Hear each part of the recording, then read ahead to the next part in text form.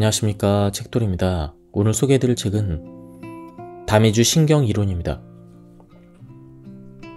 저자는 뎁다나, 출판사는 불광 출판사입니다. 이 책을 통해 당신은 다미주 신경이론의 기본 원리를 배우고 이론을 생동감 있게 하는 실습을 통해 다미주 신경이론의 과학을 일상에 적용하게 될 것입니다. 나의 소망은 책을 읽은 독자들이 세상을 새로운 방식으로 바라보고 평온과 연결에 이르는 개인적인 경로를 찾아내는 데서 오는 커다란 혜택을 경험하는 것이다. 신경계와 친숙해지는 과정은 지속적인 발견의 여정이다. 나는 오랫동안 이 분야를 연구해왔으며 사람들과 나눌 지혜와 전문 지식을 가지고 있다. 그러나 당신과 마찬가지로 여전히 일상의 삶에 문제를 겪고 있으며 배 쪽의 미주신경의 안전과 조절로 알려진 상태에 내린 닻을 잃어버린 채 혼란스러워하고 있는 자신을 발견하기도 한다. 그럴 때면 내가 알고 있는 것을 떠올리면서 실습으로 돌아오곤 한다. 이 책의 원서 제목인 닻은 당신이 책을 읽는 동안 모든 장에서 반복해서 듣게 될 단어이다. 나는 해변에서 자랐고 닻이 변화하는 환경에 적응해 배의 안전을 유지하는 데 얼마나 중요한 역할을 하는지 이해하고 있다. 적당한 길이의 줄로 연결된 닻은 바다의 바닥을 파고들어 배를 안전하게 고정하는 동시에 배가 바다와 바람의 변화에 대처할 수 있도록 충분한 여유를 가지고 있다. 안전은 굳게 박힌 닷과 적절한 길이의 줄에서 비롯된다. 자신의 신경계에 닻을 내리고 있을 때 우리는 안전하게 존재감을 가진 채 표류하지 않으면서 위험을 무릅쓰고 세상에 나아갈 수가 있다. 그 순간 우리는 조절 상태에 연결되어 있으며 주변 세상을 탐험할 여유가 있다. 고속도로 운전 중에 갑자기 앞차가 멈춰 서거나 아이가 뜨거운 난로에 손을 뻗거나 강아지가 차도로 뛰어드는 일은 아드레날린을 빠르게 분출시키는 사건이다. 우리는 사건을 다루기 위해 즉각적인 반응을 한 다음 사건이 종료되면 조절 상태로 돌아간다. 잠시 시간을 내서 아드레날린이 빠르게 솟구쳤던 때를 생각해보자. 당신의 몸은 아마도 기억을 간직하고 있으며 기억을 불러오면 그 장면이 다시 생생하게 떠오를 것이다. 아드레날린에 의한 신속하고 단기적인 반응 외에도 교감신경계는 코르티솔 분비를 통해 고통에 반응한다. 좋지 못한 사람들에게 둘러싸여 있거나 안전하지 않다고 느끼는 장소에서 생활하거나 유해한 환경에서 일하는 것과 같은 지속적인 스트레스 경험은 에너지의 소용돌이처럼 느껴지는 지속적인 코르티솔 반응을 일으켜 끝없이 평온함을 쫓도록 만들 수가 있다. 당신의 일상을 되돌아보자. 끝없이 해야 되는 일이 쌓여 있는가? 어떤 일을 해도 책임감이 계속 쌓여만 가는가? 이런 교감신경계의 흥분 상태에 대한 몸의 반응을 확인해보자. 인간 진화의 역사에서 부족의 일원이 되는 것은 생존에 필수적이었다. 인간은 집단 내에서 생존했다. 숫자에는 힘이 있었다. 배 쪽 미주신경 조절로 만들어진 안전의 닻을 내리고 있을 때 우리는 연결을 찾고 친교의 가능성을 본다.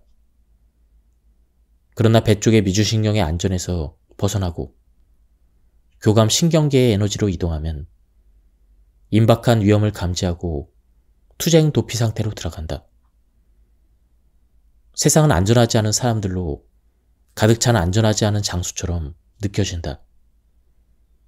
이 상태에서 우리는 단서를 잘못 해석하고 중립적인 얼굴과 특정한 목소리 톤을 위험 신호로 경험한다. 청각은 위험한 소리에 귀를 기울이도록 조종되어 주변의 친절한 목소리를 쉽게 놓친다. 우리는 자연스럽게 여러 상태를 오간다. 일상적으로 배 쪽의 미주신경 조절에서 교감신경 또는 등 쪽의 미주신경 조절 장애로 이동했다가 되돌아온다. 조절에서 멀어지는 게 문제는 아니다. 목표는 조절 상태에 머무는 것이 아니라 우리가 어디에 있는지를 알고 조절 상태를 벗어나 생존 반응으로 들어가는 때를 인식하고 조절로 돌아갈 수 있게 하는 것이다. 다양한 상태 사이를 유연하게 이동하는 능력은 웰빙과 회복 탄력성의 지표이다. 우리는 조절 장애에 사로잡혀 다시 조절 상태로 돌아갈 수 없을 때 고통을 느낀다. 배 쪽의 미주신경을 조절하는 에너지의 닻을 내리면 자율신경계가 균형을 이루고 건강한 항상성과 함께 웰빙을 경험한다. 힘든 시기에 우리는 심사숙고해서 행동하고 협력하고 소통할 수가 있다. 잠시 멈춰서 조절되었다고 느끼거나 스스로 혹은 다른 누군가와 함께 해결책을 발견했을 때를 생각해보자. 만약 여기서 문제를 해결하고 관리하는 데 성공하지 못하면 조절 상태에서 벗어나 교감신경계가 자원을 동원하고 투쟁 도피의 에너지로 이동한다. 다시 잠깐 멈춰서 강렬하게 활성화되는 에너지를 경험했던 때, 논쟁하거나 도망치고 싶은 절망감을 느꼈을 때를 떠올려보자. 배 쪽 미주신경의 안전과 조절의 닻을 내림으로써 우리는 자신의 상태와 연결되고 성찰에 필요한 거리를 두어 자신의 이야기를 들을 수가 있다. 신경계에 귀를 기울이는 법을 배우면 호기심을 갖고 자신의 경험에 직면할 수 있는 기술을 갖추게 되고 단순히 반응하기보다는 대응하는 능력을 되찾게 된다.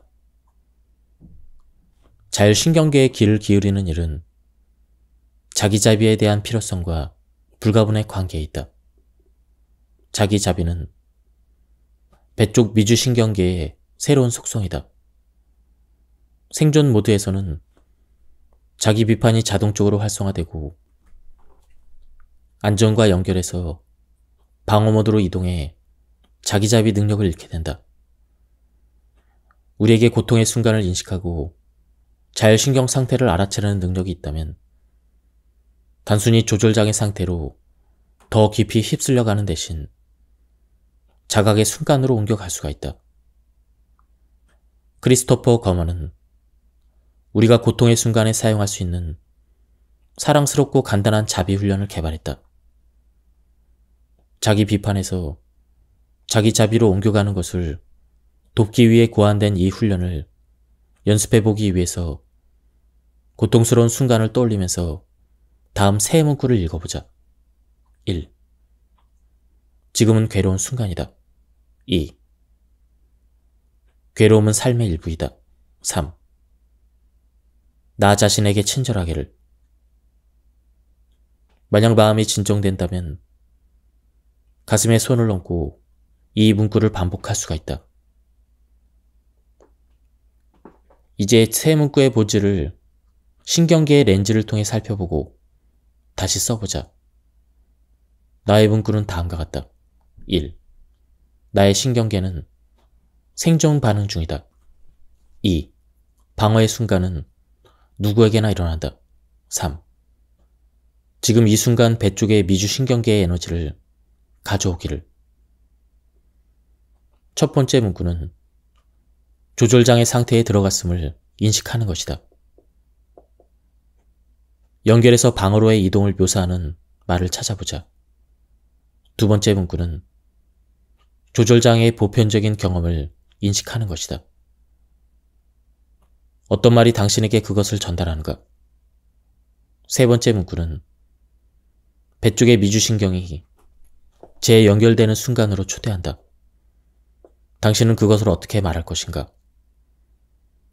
이제 자신만의 세 가지 문구를 가지고 마음속의 고통의 순간, 즉 투쟁 도피의 에너지를 느끼거나 연결해서 붕괴로 끌어가기 시작하는 순간을 떠올려보자.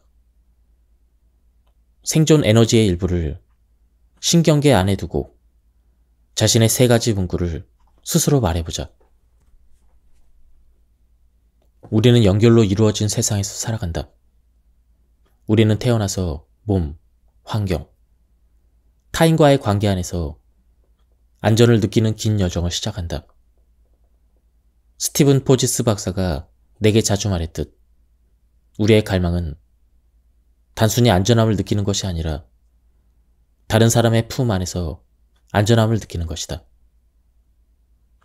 기본적인 생존 욕구는 충족되지만 사람들과의 안전하고 예측 가능한 연결감이 없을 때 어떤 일이 일어나는지 보육원에서 자라거나 안정된 어른이 없는 가정에서 자란 아이들의 사례에서 찾아볼 수가 있다.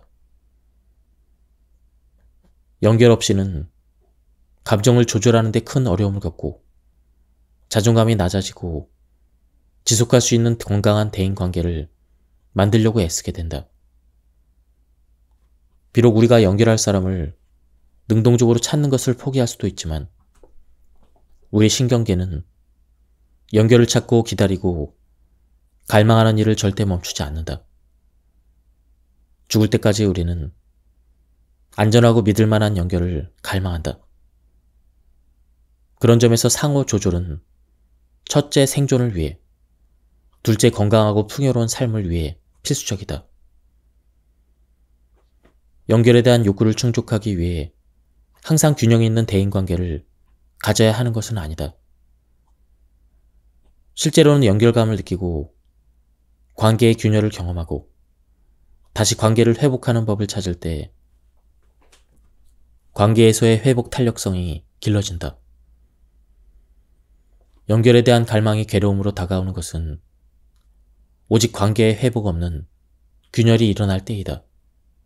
상호성, 균열, 회복의 순환은 건강한 관계의 본성이다. 고독할 수 있는 힘.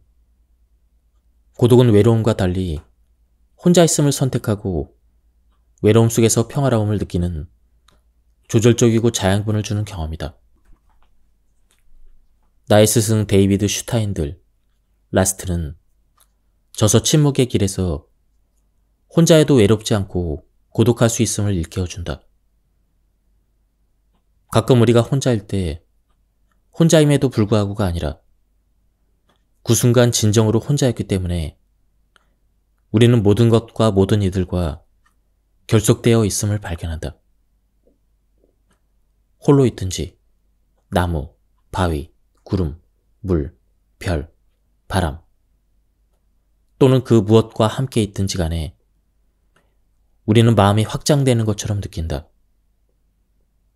모든 것을 포용하기 위해 우리 존재가 확장되고 모든 장벽이 어떤 식으로든 무너지거나 사라지는 것처럼 느끼며 모든 것과 함께 우리는 하나라고 느낀다.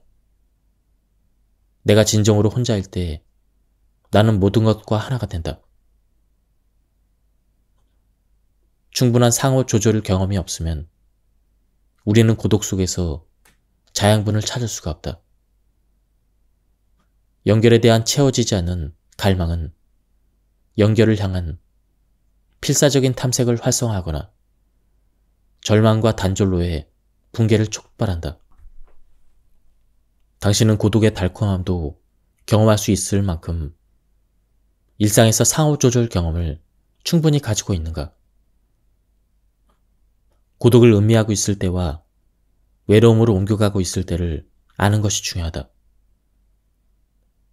고독의 평화를 느끼는 것에서 외로움과 쓸쓸함을 느끼기 시작하는 쪽으로 변화하고 있다는 징후는 무엇인가? 나는 약간의 흐릿함을 느끼기 시작하고 주변과의 접촉을 잃기 시작하고 평화로운 생각에서 걱정으로 바뀌기 시작할 때 고독에서 외로움으로 옮겨가고 있음을 알고 있다. 고독의 안정감을 떠나기 시작하면 당신에게 무슨 일이 일어나는지 잠시 살펴보라. 신체 감각이 변화의 시작을 알려주는 방식을 느껴보자. 생각에 귀를 기울이고 편안함을 버리고 외로움으로 나아감을 가리키는 것들을 확인해보자.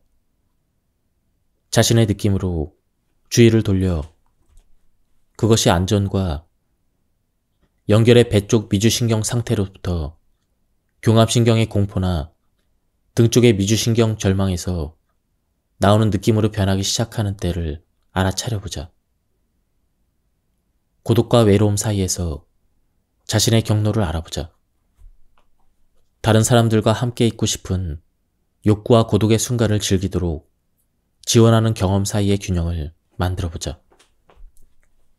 자율신경계는 우리가 경험을 성공적으로 다룰 수 있도록 작동한다. 예를 들어 숲속을 산책할 때는 조절의 닻을 내리고 있다가 길에서 뱀을 보면 싸울 준비가 된다. 나는 안전한가라는 질문에 정확히 대답하면서 신경질은 지금 이 순간에 일어나고 있는 일에 대응한다. 우리는 실제 위험이 없을 때도 두려움과 과도한 경계심을 느낄 수가 있다. 전화를 받을 때마다 매우 불안해하거나 모든 소리에 너무 민감해서 어디에서 소리가 들려오는지 알려고 들 수도 있다. 아니면 둔감하고 자각이 없는 상태에서 세상을 살아갈 수도 있다. 걷고 있는 곳에 주의를 기울이지 않아서 항상 무언가에 부딪히거나 또는 누군가가 친해지려고 다가올 때 알아차리지 못할 수도 있다. 이런 종류의 두려운 경험이나 자각 없이 경험이 일어날 때는 신경계가 안전에 대한 질문을 정확하게 처리하지 못한 탓에 조화롭지 못한 방식으로 살아간다고 말할 수 있다. 우리는 때로는 신경지를 무시하거나 차단한다. 신경지가 메시지를 보냈지만 듣지 않았던 때, 또는 메시지를 들었지만 그 안내에 따르지 않았던 때를 떠올려보자. 어쩌면 당신은 마음속으로 프로젝트에 참여하지 않겠다라고 느꼈겠지만 그것은 어리석은 감정이라고 치부하면서 동의했을 수도 있다. 귀 기울이지 않거나 정보를 듣고도 무시하면 나중에 후회하는 일이 자주 일어난다. 과거를 되돌아보면 자율신경계가 중요한 메시지를 보내고 있었음을, 그리고 당시에는 그 정보를 받아들일 수 없거나 그럴 준비가 되어 있지 않아서 자신의 웰빙을 위해 그것을 사용할 수 없었음을 깨닫게 된다. 우리는 아동기에 귀 기울이거나 귀 기울이지 않는 법을 배우기 시작한다. 자신이 들은 것에 주의를 기울이고 그것에 따르거나 신경지가 보내는 메시지를 무시하고 차단하는 법을 배운다. 어쩌면 스스로 괜찮지 않다고 느끼는 것은 옳지 않은 방식이 아니라고. 신경지의 말을 무시하게 만드는 자연 환경에서 자랐을 수도 있다. 이런 환경에서는 귀 기울이지 않고 주의를 기울이지 않도록 훈련받는다. 혹은 반대로 생애 초기에 자신의 느낌에 귀를 기울이고 무언가 결정을 내릴 때 그것을 고려하라고 배웠을 수도 있다. 주변 사람들이 우리가 세상을 바라보고 본 것을 이야기해도 괜찮다고 말해줬을지도 모른다. 이런 환경에서는 자신의 내적 경험이 중요한 정보를 가지고 있음을 배우게 된다. 지금 이 순간 몸 안에서 느껴지는 위험 신호는 무엇인가? 간단한 바디 스캔으로 시작하자. 통증, 긴장, 쓰라림, 저림이 있는가? 소화작용, 심박수, 호흡에 귀를 기울여보자. 자신의 몸이 위험 신호를 드러내도록 허용하자. 지금 이 순간 몸 안에서 느껴지는 안전 신호는 무엇인가? 몸이 하는 말을 잘 들어보자. 편안함, 따뜻함, 유연함이 있는 곳을 찾아보자. 심장과 호흡의 리듬을 느껴보자. 자신의 몸이 안전 신호를 드러내도록 허용하자. 지금 이 순간 주변에 가까운 환경에서 위험 신호는 무엇인가? 자신이 있는 공간을 알아차려보자. 주변을 둘러보고 스트레스를 주는 것이 무엇인지 살펴보자. 신경지의 경험을 탐구할 때 우리는 발견한 것에 대해서 호기심을 지속하길 원한다. 현재 상황에 비해 지나치게 느껴지는 반응, 너무 크거나 부자연스러운 반응은 종종 과거의 익숙한 신호가 현재에 영향을 미치고 있음을 나타낸다. 일하는 동안 받은 사소한 방해에 압도적인 분노를 느끼거나 누군가가 당신에게 고마움을 표현할 때 무감각해지는 것은 과거의 경험이 현재에 생생하게 살아있음을 가리키는 신호일 수도 있다. 반면에 어떤 반응은 현재에 기반을 둔 것처럼 느껴지고 과거의 경험이 아니라 지금 이 순간 신경지에 대한 반응으로 우리를 사람, 장소, 사물로 향하거나 멀어지게 한다.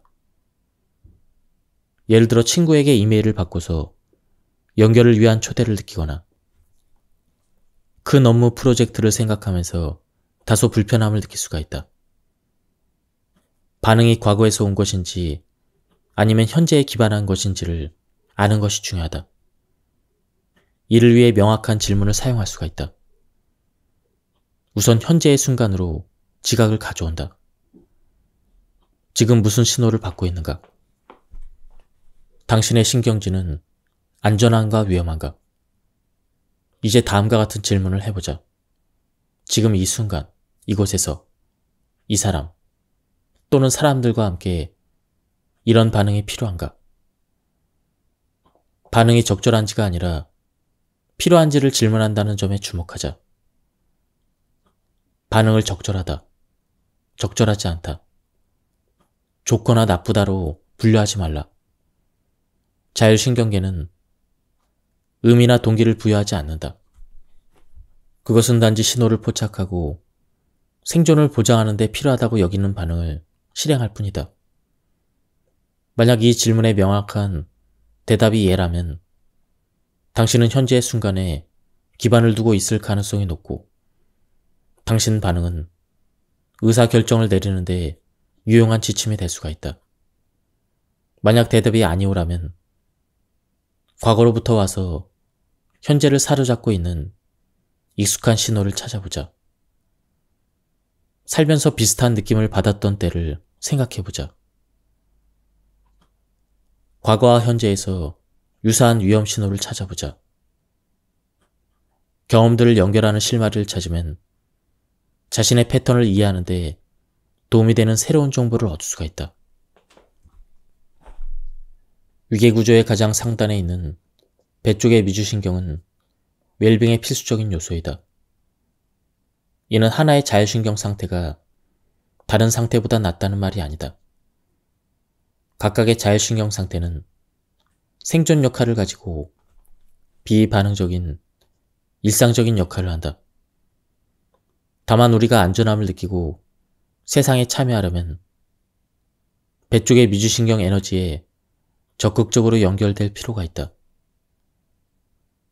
배 쪽 미주신경 상태가 활성화되고 이것이 신경계를 관장할 때 교감신경과 등 쪽의 미주신경 상태는 우리가 신체적 심리적으로 건강하게 지낼 수 있도록 도와주면서 배경에서 작동한다. 배 쪽 미주신경 상태가 신경계를 관장하지 않을 때 우리는 조절력을 잃게 되어 건강 문제를 경험하고 대인관계에서 고통을 느끼고 일상생활을 영위하는 데 어려움을 겪는다. 다른 말로 배 쪽 미주신경계에 닻을 내리고 있지 않으면 우리는 망망대해에서 길을 잃고 혼란을 겪는다. 배 쪽 미주신경에 온전히 닻을 내리고 있든 단지 그곳에 발판을 두고 있든지 간에 이 안전한 에너지를 충분히 느낄 때 우리는 4가지 연결 경로에 접근해서 일상적인 문제에 대처할 수가 있다. 완전히 몰입해야 한다고 생각하기보다 배 쪽 미주신경과 더 많은 연결을 갖는다고 생각하자. 우리는 신경계를 작동시키고 유지하기에 충분할 만큼 배 쪽 미주신경과의 연결이 필요할 뿐이다. 나는 일상의 요구에 압도당할 위험을 느낄 때면 비록 조절에 깊이 뿌리내리고 있다고 느껴지지 않더라도 충분한 배 쪽 미주신경 에너지를 유지한 채 일상을 견디며 살아갈 수 있음을 스스로에게 상기시킨다. 그리고 배 쪽의 미주신경이 연결되기 위해 다가가는 모습을 상상한다. 때로는 이미지를 사용하기도 하고 어떤 때는 실제로 머리 위로 팔을 뻗기도 한다. 그런 다음 나의 신경계 안에 실제로 사용 가능한 조절 에너지가 충분하다는 사실을 알아차리고 그것과의 연결을 지속할 수 있다고 확신을 주는 배 쪽 미주신경의 이야기를 듣기 시작한다.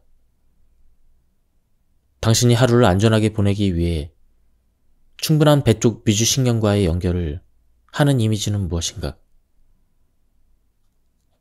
상상 속의 이미지를 보고 행동을 통해 그것을 삶으로 가져오는 시도를 해보자. 인간에게는 부정편향이 내재되어 있다. 우리는 생존을 위해 긍정적인 경험보다 동일한 강도의 부정적인 경험에 더 강렬히 반응하게 하는 신경회로를 가지고 있다. 따라서 우리는 안전과 연결이라는 빛나는 순간, 이런 찰나의 순간을 능동적으로 찾고 거기에 주의를 기울이고 놓치지 않아야 한다. 그러지 않으면 자기도 모르는 사이에 그것들을 쉽게 지나칠 수가 있다. 빛나는 순간을 자각하려면 그런 순간들이 더해진다. 점점 더 많은 배 쪽 미주신경 에너지를 느끼고 거기에 닻을 내리는 역량이 자라난다. 빛나는 순간을 찾는 일은 괴로움을 경험하지 않음을 의미하지 않는다. 그렇다기보다는 신경계가 안전과 생존을 위한 순간 모두를 견딜 수 있음을 인정하는 것이다. 고통스러운 순간에는 이 사실을 잊기 쉽다. 하지만 빛나는 순간을 알아차리려는 의도를 가질 때 이런 순간들에 대한 신경계의 반응을 느낄 수가 있다. 잠시 멈춰서 주위를 둘러보자. 당신이 알아차리기를 기다리고 있는 빛나는 순간이 있는가? 어제 나는 홍간조를 발견하고 이를 지켜보기 위해 잠시 멈춰섰다. 그리고 그날 늦게 창문을 통해 들어오는 신선한 풀 내음을 맡게 되었다. 어제의 이 빛나는 순간은 오늘 내가 삶의 여정에서 발견한 것에 대한 호기심을 불러일으킨다. 이런 것이 우리가 흔히 경험하는 빛나는 순간이다. 일단 한번 빛나는 순간을 보기 시작하면 더 많은 것을 찾게 되고 그런 순간이 흔치 않은 경험이 아님을 발견하게 된다. 열린 마음으로 찾으면 일상에서 자주 빛나는 순간들을 접하게 된다. 빛나는 순간과 연결되어 있는지 어떻게 알 수 있을까? 몸 안에서 그것들을 경험할 수도 있다. 내가 빛나는 순간을 인식하는 방법 중 하나는 눈 주위가 부드러워지는 느낌과 함께 시작되는 미소이다. 생각이 당신의 주의를 끌 수 있고 냄새, 맛, 광경, 소리, 어떤 것의 감촉 등 감각을 통해 빛나는 순간을 알아차릴 수도 있다. 잠시 시간을 내어 당신이 마주쳤던 빛나는 순간을 어떻게 알 수 있었는지 주의를 기울여보자.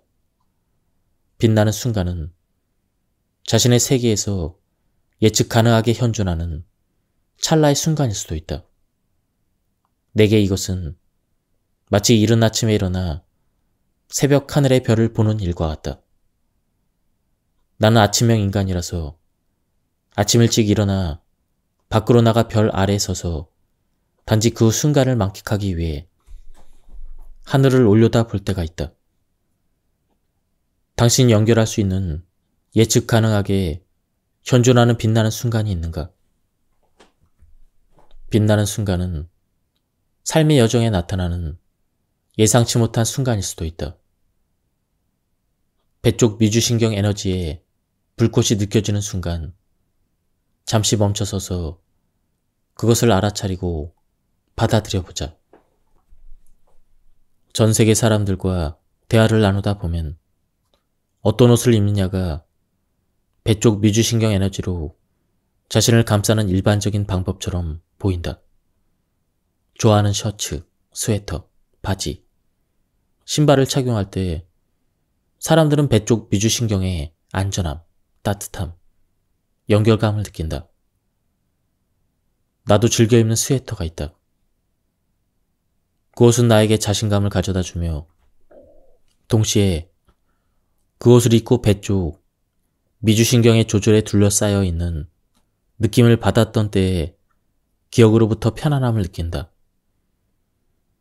당신도 즉각적으로 안전함과 편안함을 느끼고 세상과 만날 준비가 된 듯한 기분이 들게 하는 그런 옷이 있는가? 배 쪽 미주신경 상태에 닻을 내리고 있다고 느끼는 또 다른 방법은 후각을 이용하는 것이다. 냄새는 자율신경계에 영향을 미치며 친숙하고 유쾌한 냄새를 맡는 일은 조절 에너지의 닻을 내리는 한 가지 방법이다. 나는 바다 내음과 소나무 향을 좋아한다. 이 냄새들은 나에게 편안함을 준다. 가끔은 양초를 켜고 조절을 위한 방법을 찾기도 한다. 당신의 후각적인 경험을 생각해보자. 당신을 배 쪽 미주신경에 편안함으로 이끄는 향기는 무엇이며 어떻게 그것을 자신의 환경 속으로 가져올 수가 있는가? 세상에는 배 쪽 미주신경 상태에 생동감을 부여하고 이를 탐색하거나 거기에 머물도록 이끄는 특별한 장소가 있다. 특정한 환경에서 우리는 배 쪽 미주신경 에너지와 쉽게 연결된다. 나는 지구의 끝이라고 부르는 장소에서 이런 느낌을 받았다. 나는 육지와 바다가 만나는 가장 먼 지점, 야생에 고립된 장소를 좋아한다. 내 친구 중에는 번화한 도시에서 이런 느낌을 받는 친구가 있는가 하면 산이 보이는 풍경을 좋아하는 친구도 있다. 우리는 각자 편안하고 체화된 감각을 느끼는 곳, 안전함에 깊숙이 닻을 내리고 있다고 느끼는 장소를 가지고 있다. 당신의 자율신경계가 편안하다고 느끼는 환경은 무엇인가? 당신의 세계에서 그 경험을 살아있도록 하는 장소는 어디인가? 자율신경계가 배 쪽 미주신경 공간으로 빠져나와 다시 돌아갈 방법을 찾지 못하면 우리는 우울, 불안, 소화기 문제, 호흡기 문제, 만성 피로, 사회적 고립, 외로움 등으로 고통받는다. 배 쪽 미주신경 상태로 유연하게 돌아갈 수 있는 신경계가 주는 이로움은 주관적인 웰빙, 사회성 증가, 자기자비 능력, 다른 사람들에 대한 자비심이다. 우리는 스스로 그리고 다른 사람들과 함께 배 쪽 미주신경 공간에 닻을 내리는 방법을 찾는다. 그곳에 어떻게 도달했는지 간에 돌아가는 길을 알아차리고 그 과정에 감사하는 일이 중요하다. 감사는 다양한 형태를 띨 수가 있다. 조용히 감사를 표현하거나 음미할 기회를 갖거나 그 순간에 간단히 감사하는 마음을 낼 수가 있다. 때로는 그 순간을 에너지 넘치는 방식으로 기념하고 싶을 때도 있다. 알아차리고 감사하는 방식에 정답은 없다.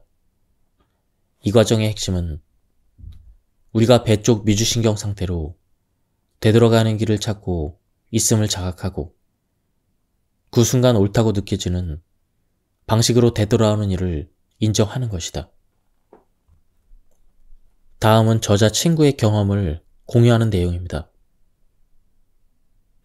배 쪽 미주 신경계가 살아나기 위해서는 더 적극적인 축하가 필요했다. 크고 열정적인 목소리로 도착했어.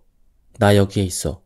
라고 말하면서 축하하는 행위가 온전히 살아있음을 느끼고 안정감을 되찾는 데 도움이 되었다.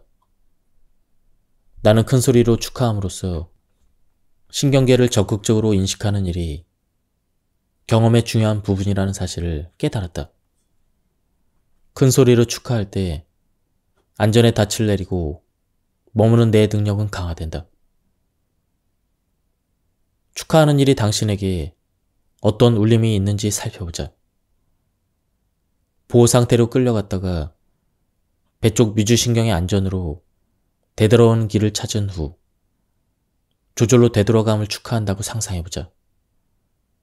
적당한 문구를 써보자.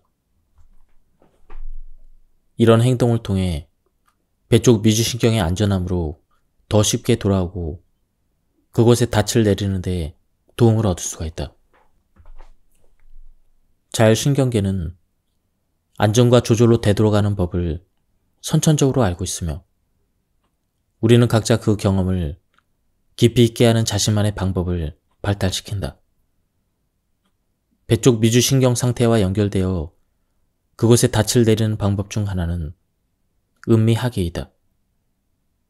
음미할 때 우리는 배 쪽 미주신경의 경험에 주의를 기울이고 그것에 감사하고 그것을 확장한다. 음미하기는 하루 중 언제라도 쉽게 실천할 수 있는 20에서 30초 정도의 간단한 3단계 연습이 있다. 1. 먼저 주의를 기울인다. 배 쪽 미주신경의 의식을 가져와서 그것을 알아차리기 위해 잠시 멈춘다. 2.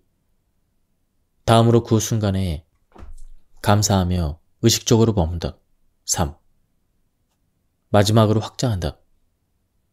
20에서 30초 동안 집중된 의식 안에서 그 순간을 지켜본다. 그 순간의 충만함을 느껴본다. 음미하기는 20에서 30초 정도의 짧은 연습이며 하루 중 여러 번 실천할 수가 있다. 이렇게 실험해보자. 배 쪽의 미주신경계에 에너지와 연결되어 있다고 느꼈던 순간을 떠올려보자. 단지 그 경험과 함께한다. 당신의 몸이 배 쪽 미주신경 에너지를 가져다주는 방법과 그 경험이 삶으로 다가오는 방식을 느껴보자. 거기서 약 20초 정도를 보낸 뒤 현재 순간으로 되돌아온다. 20초 동안 자신의 경험을 음미하는 게 쉬울 수도 있다. 그렇다면 감사의 시간을 30초까지 늘려보자.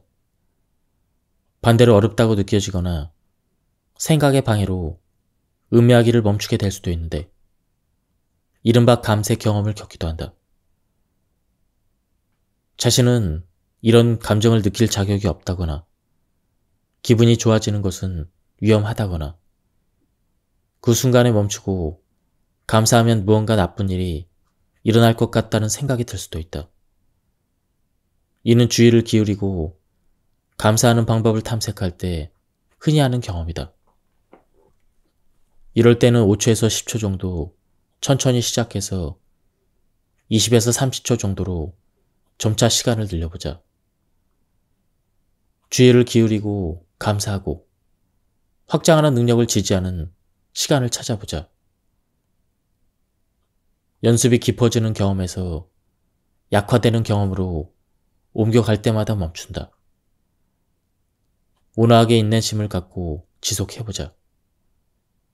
시간이 지남에 따라 음미하는 능력이 향상될 것이다. 나는 경험을 통해 신경계를 무시하지 않는 법을 배웠다.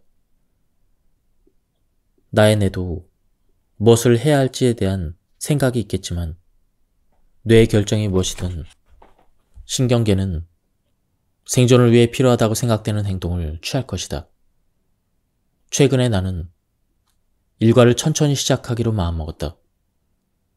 서두르지 않고 시간을 갖고 천천히 일할 생각이었지만 교감신경계의 자원을 동원하는 에너지가 너무 강렬해서 느긋하고 편안하게 일상을 맞이하려던 계획이 물거품이 되었다.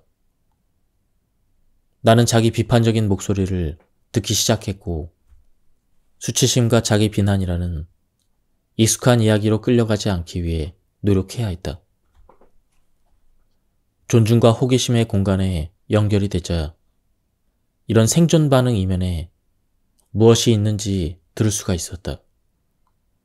교감신경계는 서두르지 않으면 업무가 밀려서 마감일을 제대로 지키지 못하리라는 두려움 때문에 나를 밀어붙이고 있었다. 그 두려움은 곧 실패에 대한 이야기로 이어졌다. 반응의 원동력이 된 이야기를 알고 나니 아침 계획을 조정하는데 필요한 정보를 얻을 수가 있었다. 교감신경의 자원을 동원하는 에너지를 생산적으로 쓰되 그것이 신경계를 주도하지 않게끔 사용할 수가 있었다. 나는 해야 될 일의 목록을 꺼내 스스로 충분한 시간이 있음을 떠올리기 위해서 가장 윗줄에 이번 주라고 적었다. 일에 매몰되고 싶지 않았고 동시에 행동하라는 욕구도 존중해야 했기에 나는 모닝커피를 마시면서 좋아하는 장소에 앉아 할 일 목록에 있는 항목을 해내기 위한 계획을 세웠다. 나는 신경계와 파트너가 될 수 있었고 단순히 일어나서 일하러 가기보다는 하루의 시작을 되돌아보고 움직일 수 있는 여유를 가질 수가 있었다. 신경계를 조용하는 또 다른 방법은 호흡이다. 자율신경계는 호흡을 조절한다. 이것은 자동적인 과정이지만 의도적으로 조작할 수가 있다. 호흡은 자율신경계로 가는 직접적인 경로이며 호흡 자체가 조절하는 자원이 되기도 하고 생존 상태를 활성화하기도 한다. 호흡 수련은 수백 년 동안 요가 수련의 일부였고 호흡의 입을 탐구하는 데 도움이 되는 수많은 훌륭한 치료가 있다. 호흡을 사용해 신경계를 조용하는 법을 탐구할 때는 각자 자신만의 방식으로 호흡한다는 사실을 기억하는 것이 중요하다. 많은 사람에게 호흡 훈련은 위험 신호가 될 수가 있다. 호흡 리듬과 주기를 바꾸면 자율신경계 상태가 빠르게 변할 수 있기 때문이다. 심지어 단순히 호흡을 알아차리는 행위만으로도 호흡이 느려지거나 깊어진다. 조금 느리게 숨쉬거나 조금 더 깊게 쉼으로써 안정과 조절로 가는 길을 찾는 대신 단절과 붕괴에 빠질 수도 있다. 성인의 호흡수는 보통 분당 12회에서 20회 사이이다. 자신의 호흡수를 헤아려 보는 쉬운 방법은 1분 동안 날숨을 새는 것이다. 이렇게 하면 다른 방법으로 호흡하는 연습을 시작할 때 기준점을 잡을 수가 있다. 일반적으로 날숨, 느린 호흡, 저항호흡 이러한 호흡들은 더 많은 배 쪽 뮤즈신경 에너지를 가져온다. 빠른 호흡이나 불규칙한 호흡, 급격한 들숨이나 날숨은 교감신경 활동을 증가시키는 반면 들숨과 날숨 길이를 일치시키면 자율신경의 균형 상태가 유지된다. 실습에 들어가기 전에 간단히 알아차리는 것으로 시작해보자. 자신의 몸에서 호흡의 움직임을 느낄 수 있는 곳을 찾아보자. 가슴, 복부, 옆구리, 허리, 콧구멍 아래일 수도 있다. 시간을 내어 호흡과 연결된 곳을 찾아보자. 몇 번의 호흡 주기 동안 들숨과 날숨의 경로를 따라가면서 알아보자. 다음으로 호흡하면서 자신의 미주신경 브레이크와 그것의 작동 방식을 자각해보자. 숨을 들이쉴 때 미주신경 브레이크가 약간 이완되고 심박수가 증가하며 숨을 내쉴 때마다 미주신경 브레이크가 다시 작동하고 심박수가 감소한다는 사실을 기억하자. 아무것도 바꾸지 않고 몇 번의 호흡 주기를 따라가 보자. 그저 호흡과 함께한다. 그런 다음 호흡과 신경계 상태가 어떻게 연결되어 있는지 알아보자. 위계 구조를 이동하면서 호흡 리듬이 어떻게 달라지는지 느껴보자. 등 쪽 미주신경의 붕괴로 끌려갈 때와 교감신경의 투쟁 도피 자원이 동원될 때, 그리고 배 쪽 미주신경의 안전과 조절의 닻을 내리고 있을 때 호흡이 어떻게 달라지는지 알아차려보자. 경외심은 경이로움을 보고 호기심을 자극해 우리를 일상의 삶에서 벗어나 경건함이나 깊은 감사의 순간으로 데려간다. 경외의 순간에 우리는 배 쪽 미주신경에서 영감을 얻은 연결을 먼저 자기 자신에게 향하고 그런 다음 외부로 돌려서 다른 사람, 세상, 영혼을 느낀다. 경외심이 가져다주는 이로움으로는 물질적 세계를 탐구하려는 열망, 다른 사람에게 다가가 도움을 주고자 하는 관심의 증가, 신체의 염증 감소, 더 큰 웰빙 등이 있다. 경외의 순간에 우리는 세상에 대한 우리의 경험을 변화시키는 무언가 거대한 존재를 경험한다.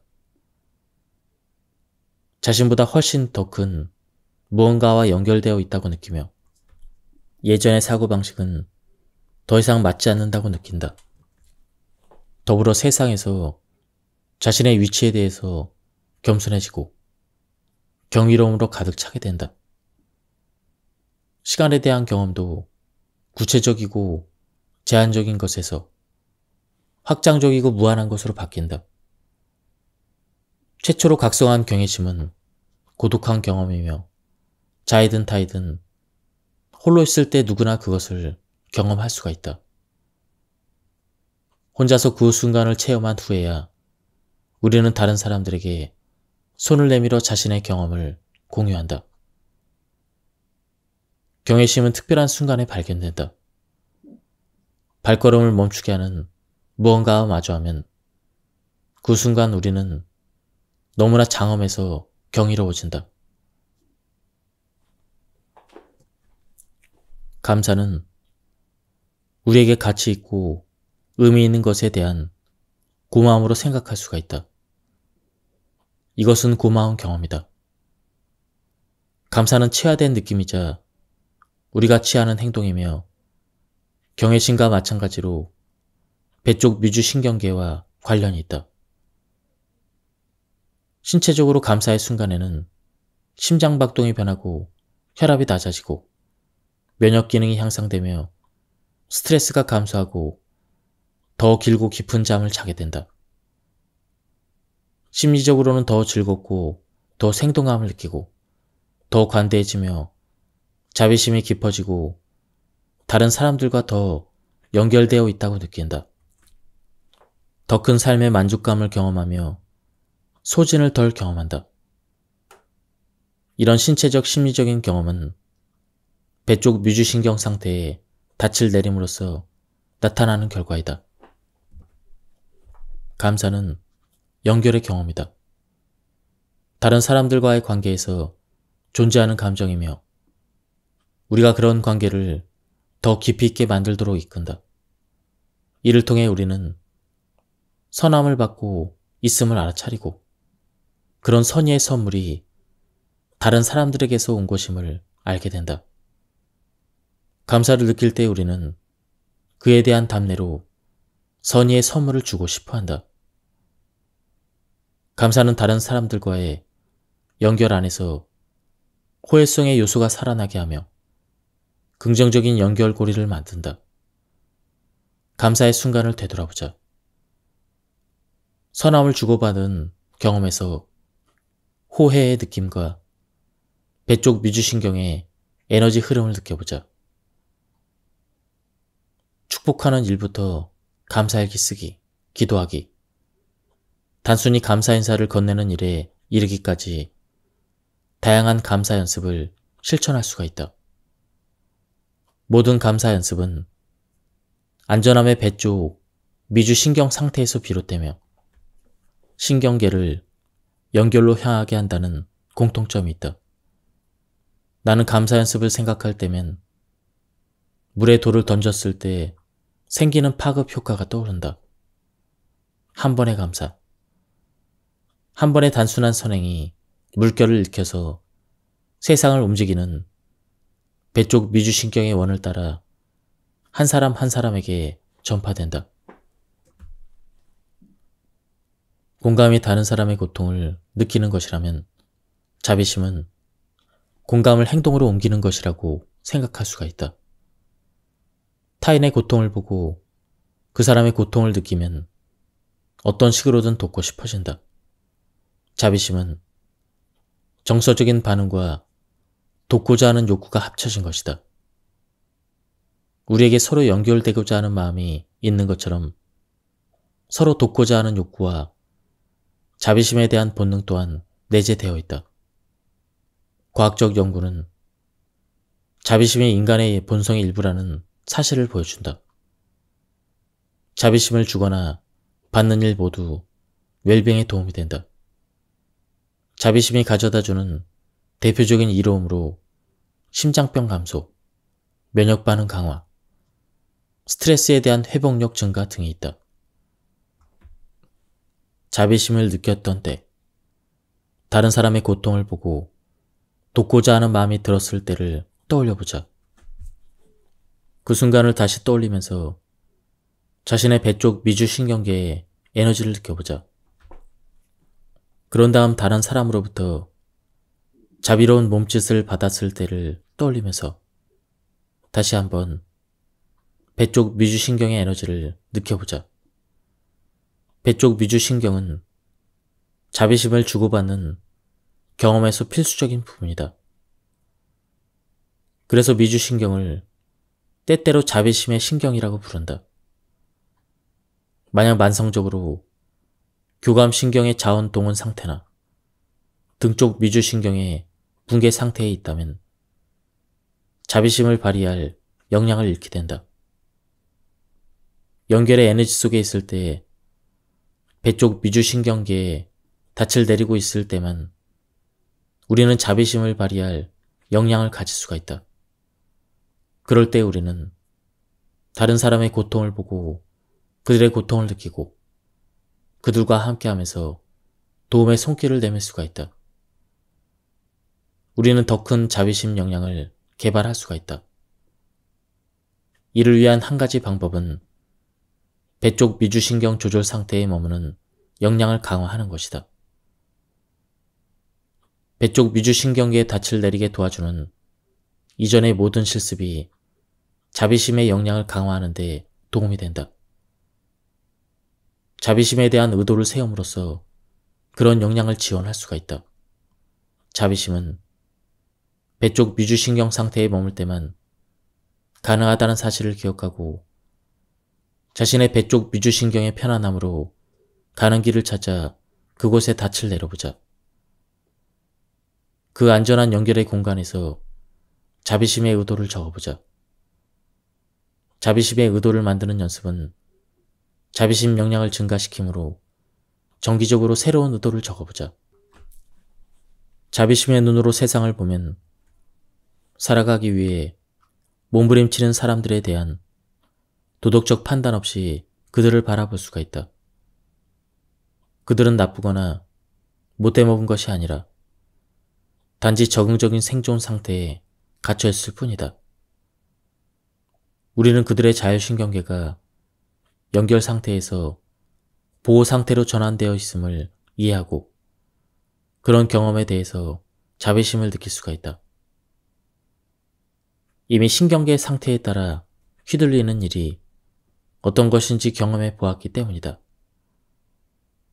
우리 모두 근본적으로는 동일한 방식으로 연결된 신경계를 가지고 있다는 사실을 깨닫는 것은 때때로 우리의 연결 능력을 시험하는 주변의 가족, 친구, 그리고 우리와 다른 방식으로 생각하고 느끼고 행동하는 세상 사람들에 대한 자비심을 개발하는 출발점이 된다. 공통점을 인식하는 일이 자비심의 기초이다. 아래 나오는 나와 마찬가지로라는 자비심의 연습은 이런 인식을 행동으로 옮기는 데 유용한 방법이다. 이 실습은 서로의 차이점이 아니라 유사성을 인식하는 문장을 통해 나라는 감각에서 우리라는 감각으로 옮겨가도록 도와준다. 다른 사람도 나처럼 몸, 마음, 느낌, 생각을 가지고 있으며 고통과 기쁨을 경험하고 건강하고 사랑받기를 원한다. 이 실습을 활용해 다른 사람의 자율신경계가 어떻게 우리와 같은 방식으로 질서 있게 조직화되고 활성화되는지 알 수가 있다. 이 문구들이 친구에 관한 것이라고 상상하면서 읽을 때 당신에게 무슨 일이 일어나는지 알아차려보자. 나와 마찬가지로 이 사람도 연결과 보호의 시간을 경험한다. 나와 마찬가지로 이 사람도 안전과 위험의 신호에 반응한다. 나와 마찬가지로 이 사람도 단절되고 사라질 수 있다. 나와 마찬가지로 이 사람도 위험을 느낄 수가 있다.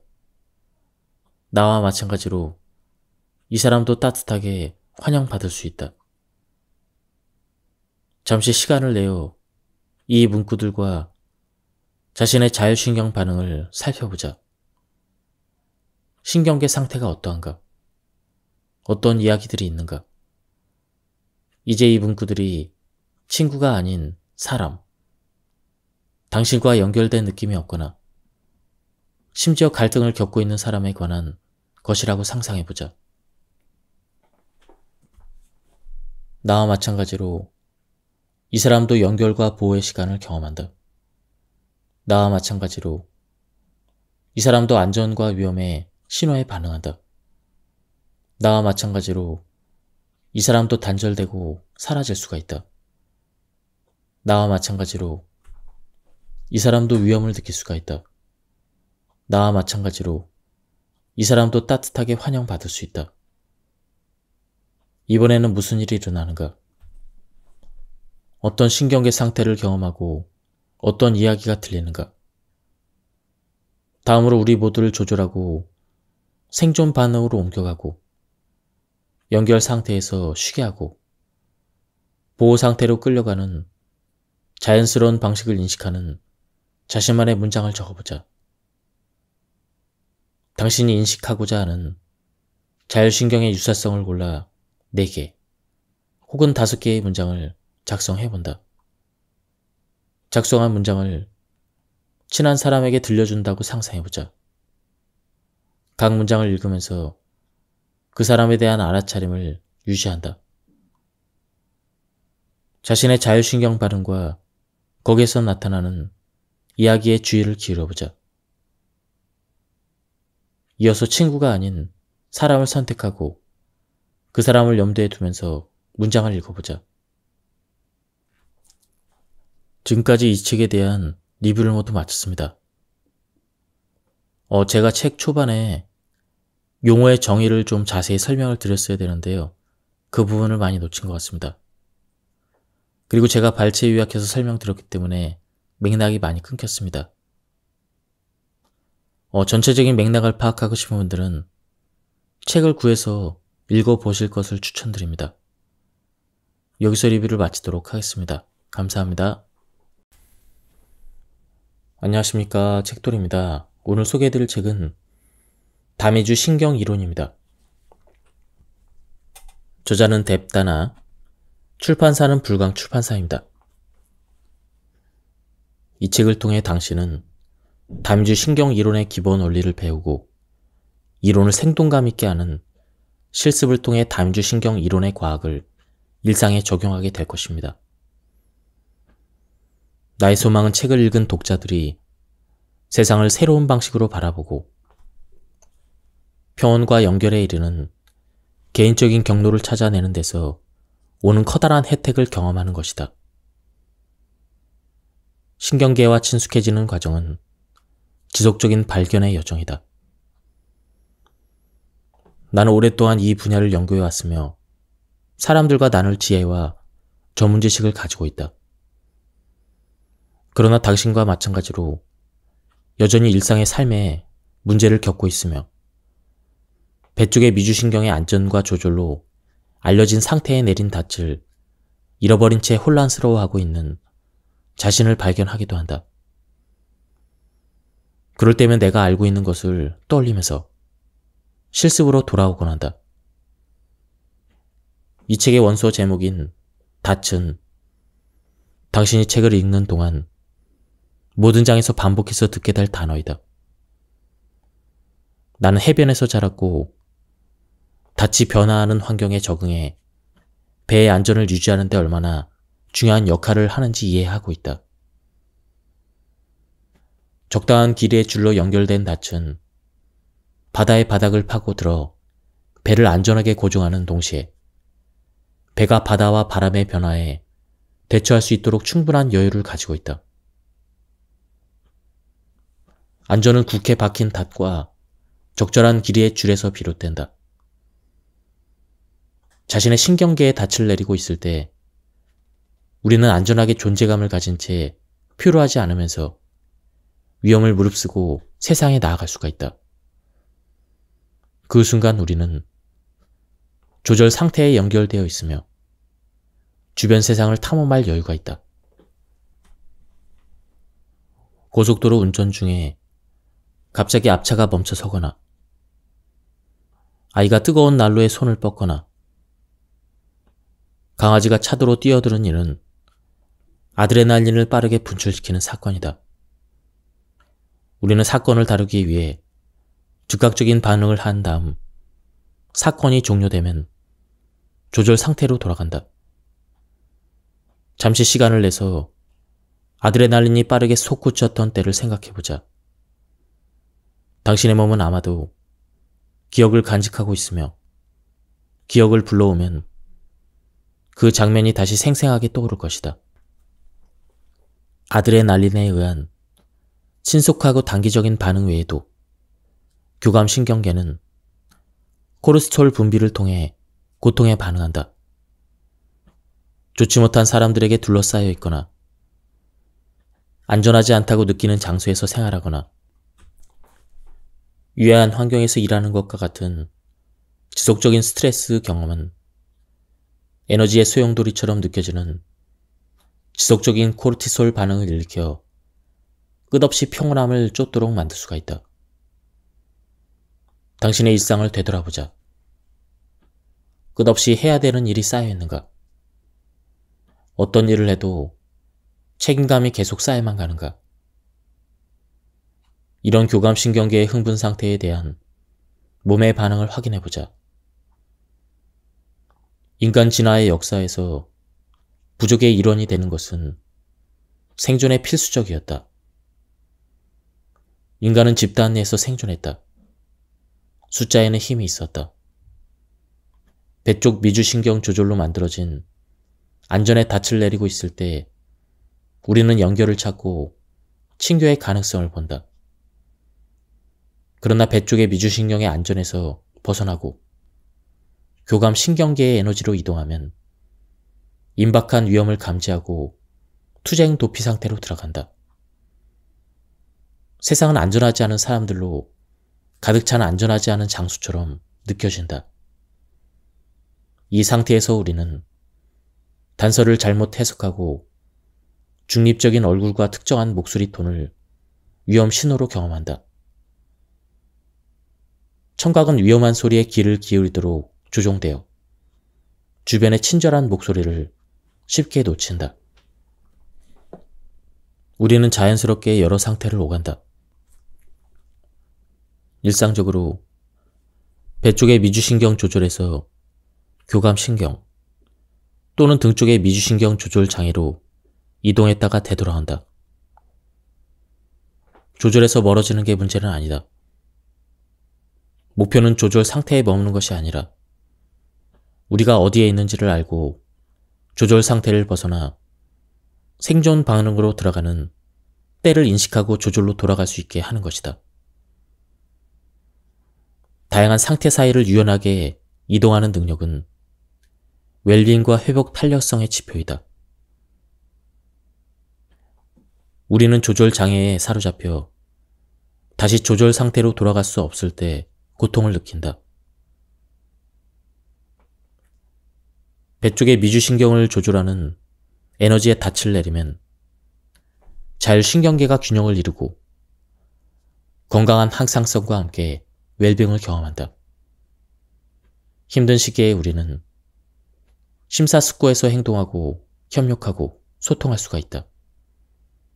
잠시 멈춰서 조절되었다고 느끼거나 스스로 혹은 다른 누군가와 함께 해결책을 발견했을 때를 생각해보자. 만약 여기서 문제를 해결하고 관리하는 데 성공하지 못하면 조절 상태에서 벗어나 교감신경계가 자원을 동원하고 투쟁 도피의 에너지로 이동한다. 다시 잠깐 멈춰서 강렬하게 활성화되는 에너지를 경험했던 때, 논쟁하거나 도망치고 싶은 절망감을 느꼈을 때를 떠올려보자. 배 쪽 미주신경의 안전과 조절의 닻을 내림으로써 우리는 자신의 상태와 연결되고 성찰에 필요한 거리를 두어 자신의 이야기를 들을 수가 있다.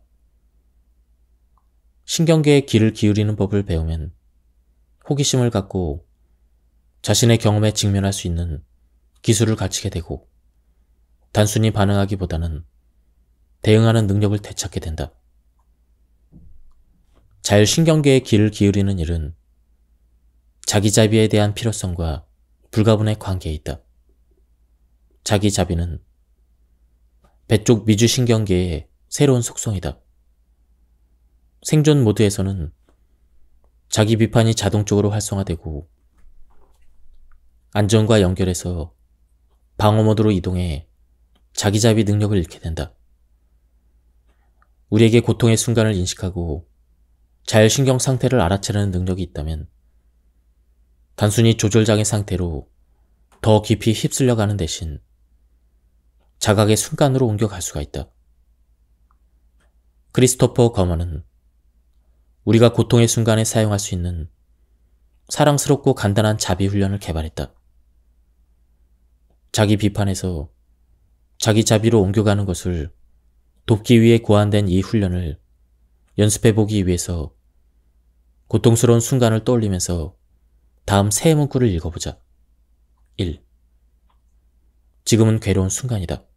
2. 괴로움은 삶의 일부이다. 3. 나 자신에게 친절하기를.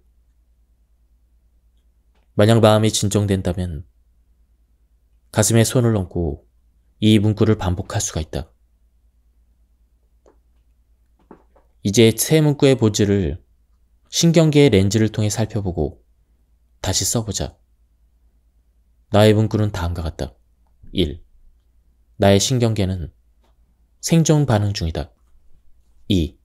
방어의 순간은 누구에게나 일어난다. 3. 지금 이 순간 배 쪽의 미주신경계의 에너지를 가져오기를. 첫 번째 문구는 조절장애 상태에 들어갔음을 인식하는 것이다.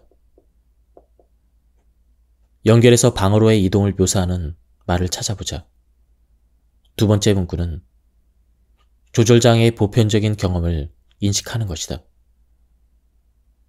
어떤 말이 당신에게 그것을 전달하는가? 세 번째 문구는 배 쪽의 미주신경이 재연결되는 순간으로 초대한다. 당신은 그것을 어떻게 말할 것인가? 이제 자신만의 세 가지 문구를 가지고 마음속의 고통의 순간, 즉 투쟁 도피의 에너지를 느끼거나 연결해서 붕괴로 끌어가기 시작하는 순간을 떠올려보자. 생존 에너지의 일부를 신경계 안에 두고 자신의 세 가지 문구를 스스로 말해보자. 우리는 연결로 이루어진 세상에서 살아간다. 우리는 태어나서 몸, 환경, 타인과의 관계 안에서 안전을 느끼는 긴 여정을 시작한다. 스티븐 포지스 박사가 내게 자주 말했듯 우리의 갈망은 단순히 안전함을 느끼는 것이 아니라 다른 사람의 품 안에서 안전함을 느끼는 것이다. 기본적인 생존 욕구는 충족되지만 사람들과의 안전하고 예측 가능한 연결감이 없을 때 어떤 일이 일어나는지 보육원에서 자라거나 안정된 어른이 없는 가정에서 자란 아이들의 사례에서 찾아볼 수가 있다.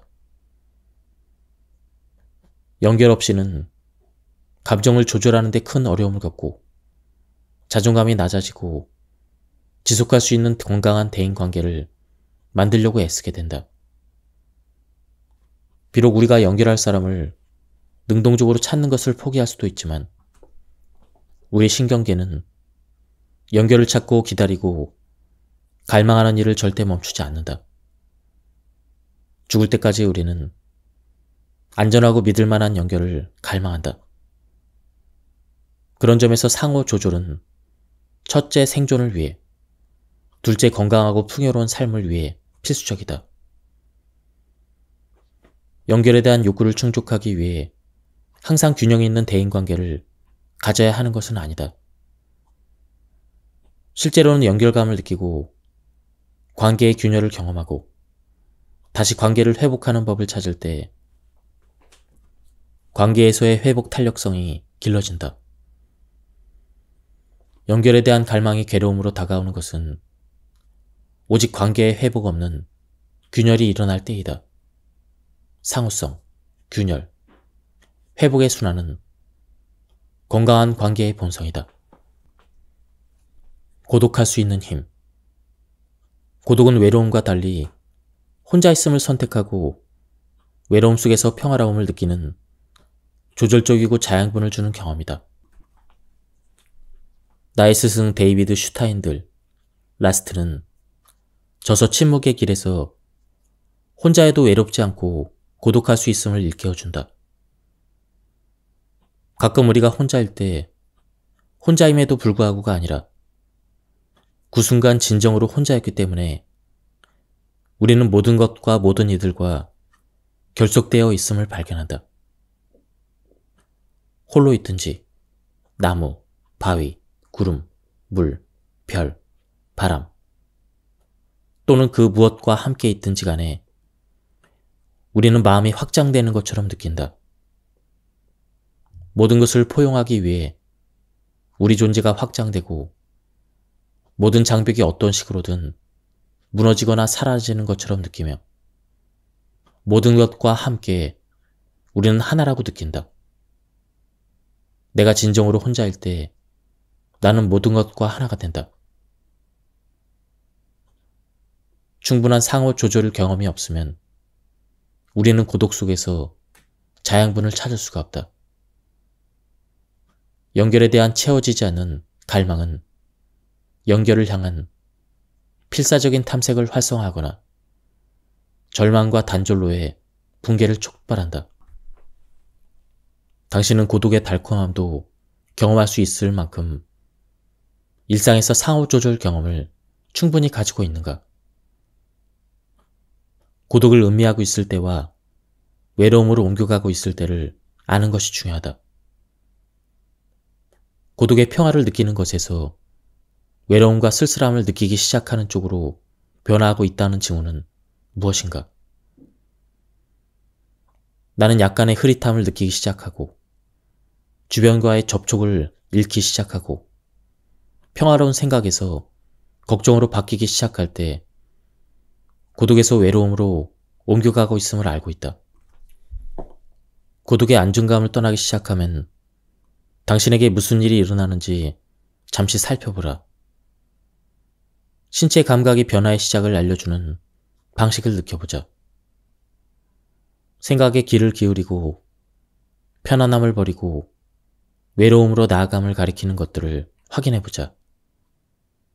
자신의 느낌으로 주의를 돌려 그것이 안전과 연결의 배쪽 미주신경 상태로부터 교합신경의 공포나 등 쪽의 미주신경 절망에서 나오는 느낌으로 변하기 시작하는 때를 알아차려보자. 고독과 외로움 사이에서 자신의 경로를 알아보자. 다른 사람들과 함께 있고 싶은 욕구와 고독의 순간을 즐기도록 지원하는 경험 사이의 균형을 만들어보자. 자율신경계는 우리가 경험을 성공적으로 다룰 수 있도록 작동한다. 예를 들어 숲속을 산책할 때는 조절의 닻을 내리고 있다가 길에서 뱀을 보면 싸울 준비가 된다. 나는 안전한가라는 질문에 정확히 대답하면서 신경질은 지금 이 순간에 일어나고 있는 일에 대응한다.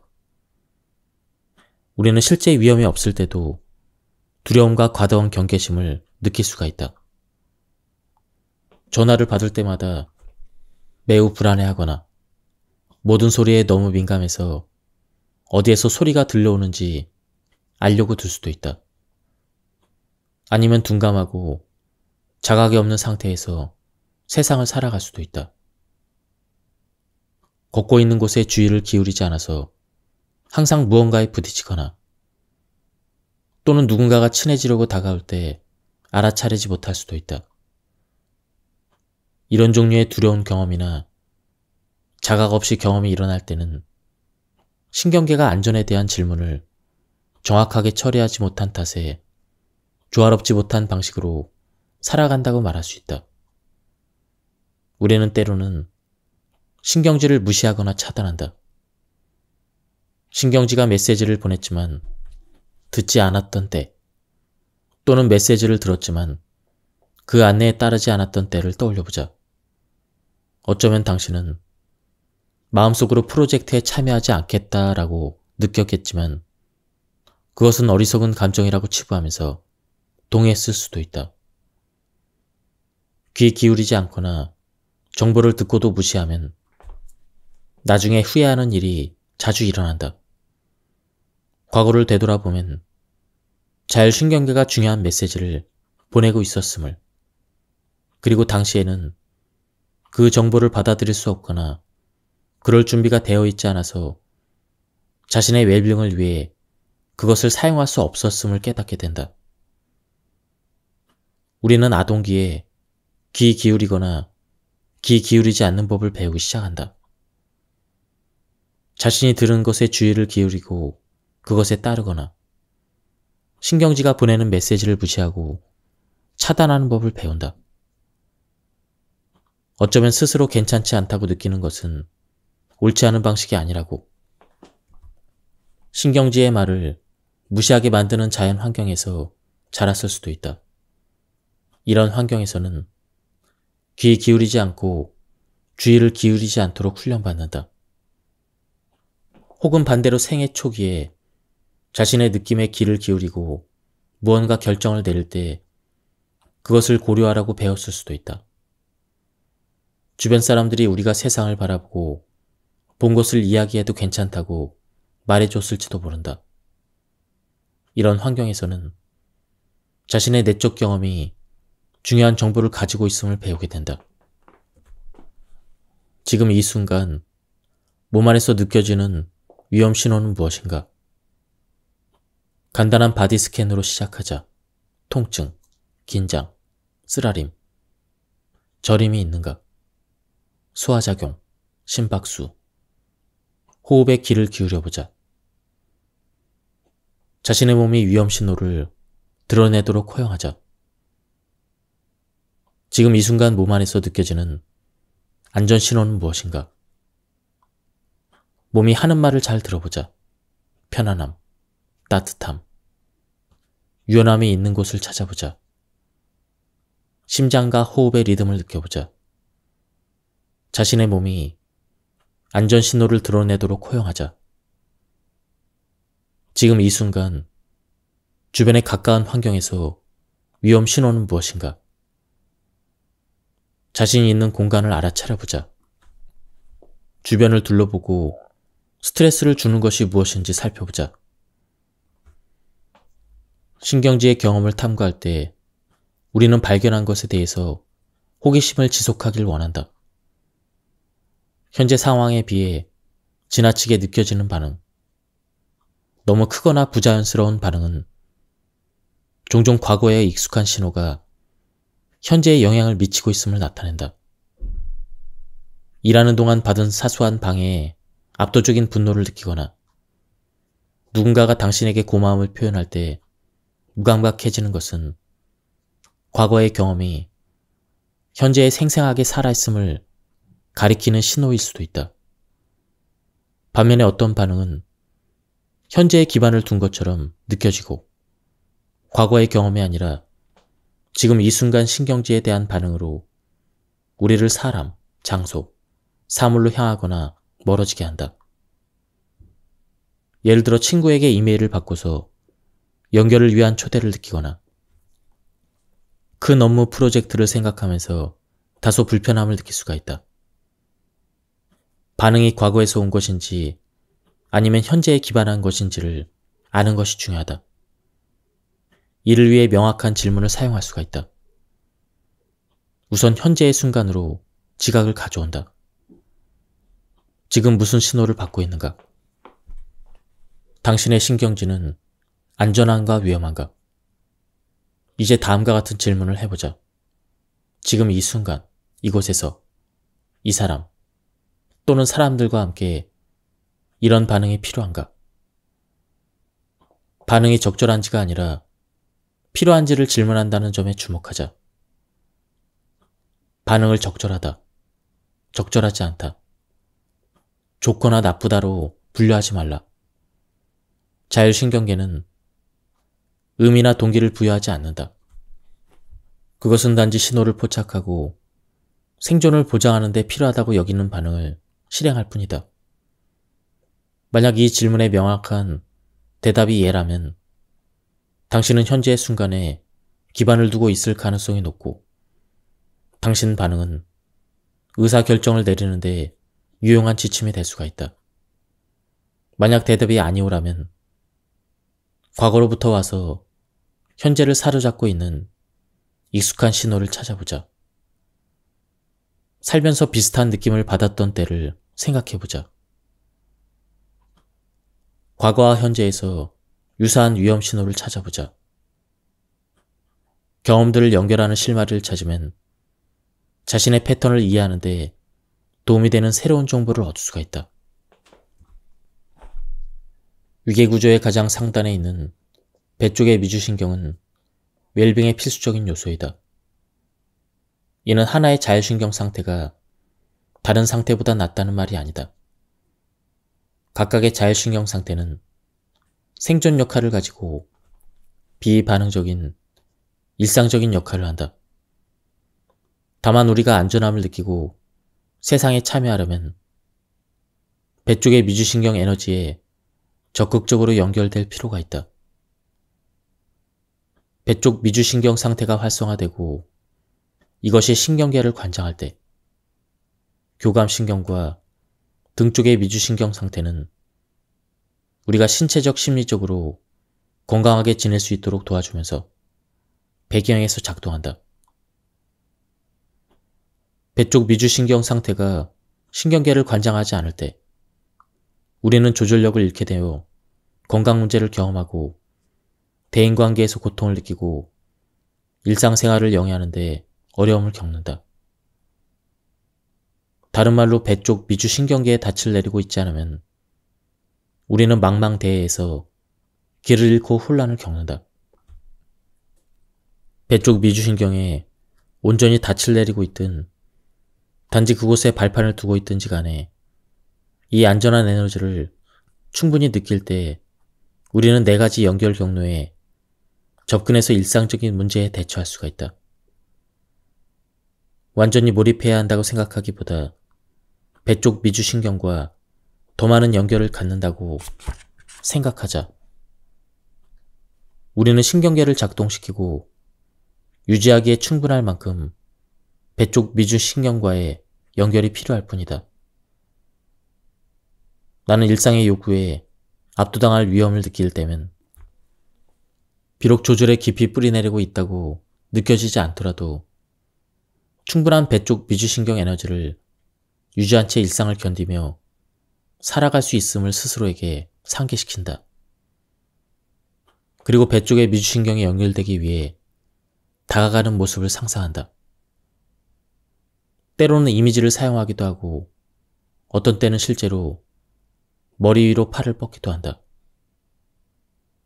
그런 다음 나의 신경계 안에 실제로 사용 가능한 조절 에너지가 충분하다는 사실을 알아차리고 그것과의 연결을 지속할 수 있다고 확신을 주는 배 쪽 미주신경의 이야기를 듣기 시작한다. 당신이 하루를 안전하게 보내기 위해 충분한 배 쪽 미주신경과의 연결을 하는 이미지는 무엇인가? 상상 속의 이미지를 보고 행동을 통해 그것을 삶으로 가져오는 시도를 해보자. 인간에게는 부정편향이 내재되어 있다. 우리는 생존을 위해 긍정적인 경험보다 동일한 강도의 부정적인 경험에 더 강렬히 반응하게 하는 신경회로를 가지고 있다. 따라서 우리는 안전과 연결이라는 빛나는 순간, 이런 찰나의 순간을 능동적으로 찾고 거기에 주의를 기울이고 놓치지 않아야 한다. 그러지 않으면 자기도 모르는 사이에 그것들을 쉽게 지나칠 수가 있다. 빛나는 순간을 자각하려면 그런 순간들이 더해진다. 점점 더 많은 배 쪽 미주신경 에너지를 느끼고 거기에 닻을 내리는 역량이 자라난다. 빛나는 순간을 찾는 일은 괴로움을 경험하지 않음을 의미하지 않는다. 그렇다기보다는 신경계가 안전과 생존을 위한 순간 모두를 견딜 수 있음을 인정하는 것이다. 고통스러운 순간에는 이 사실을 잊기 쉽다.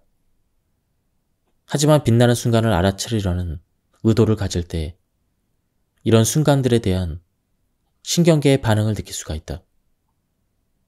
잠시 멈춰서 주위를 둘러보자.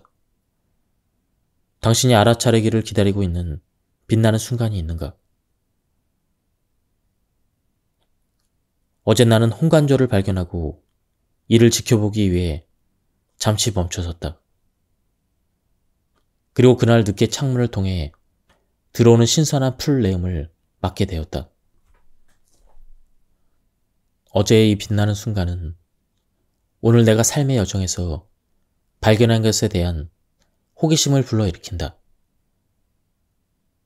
이런 것이 우리가 흔히 경험하는 빛나는 순간이다. 일단 한번 빛나는 순간을 보기 시작하면 더 많은 것을 찾게 되고 그런 순간이 흔치 않은 경험이 아님을 발견하게 된다. 열린 마음으로 찾으면 일상에서 자주 빛나는 순간들을 접하게 된다. 빛나는 순간과 연결되어 있는지 어떻게 알 수 있을까? 몸 안에서 그것들을 경험할 수도 있다. 내가 빛나는 순간을 인식하는 방법 중 하나는 눈 주위가 부드러워지는 느낌과 함께 시작되는 미소이다.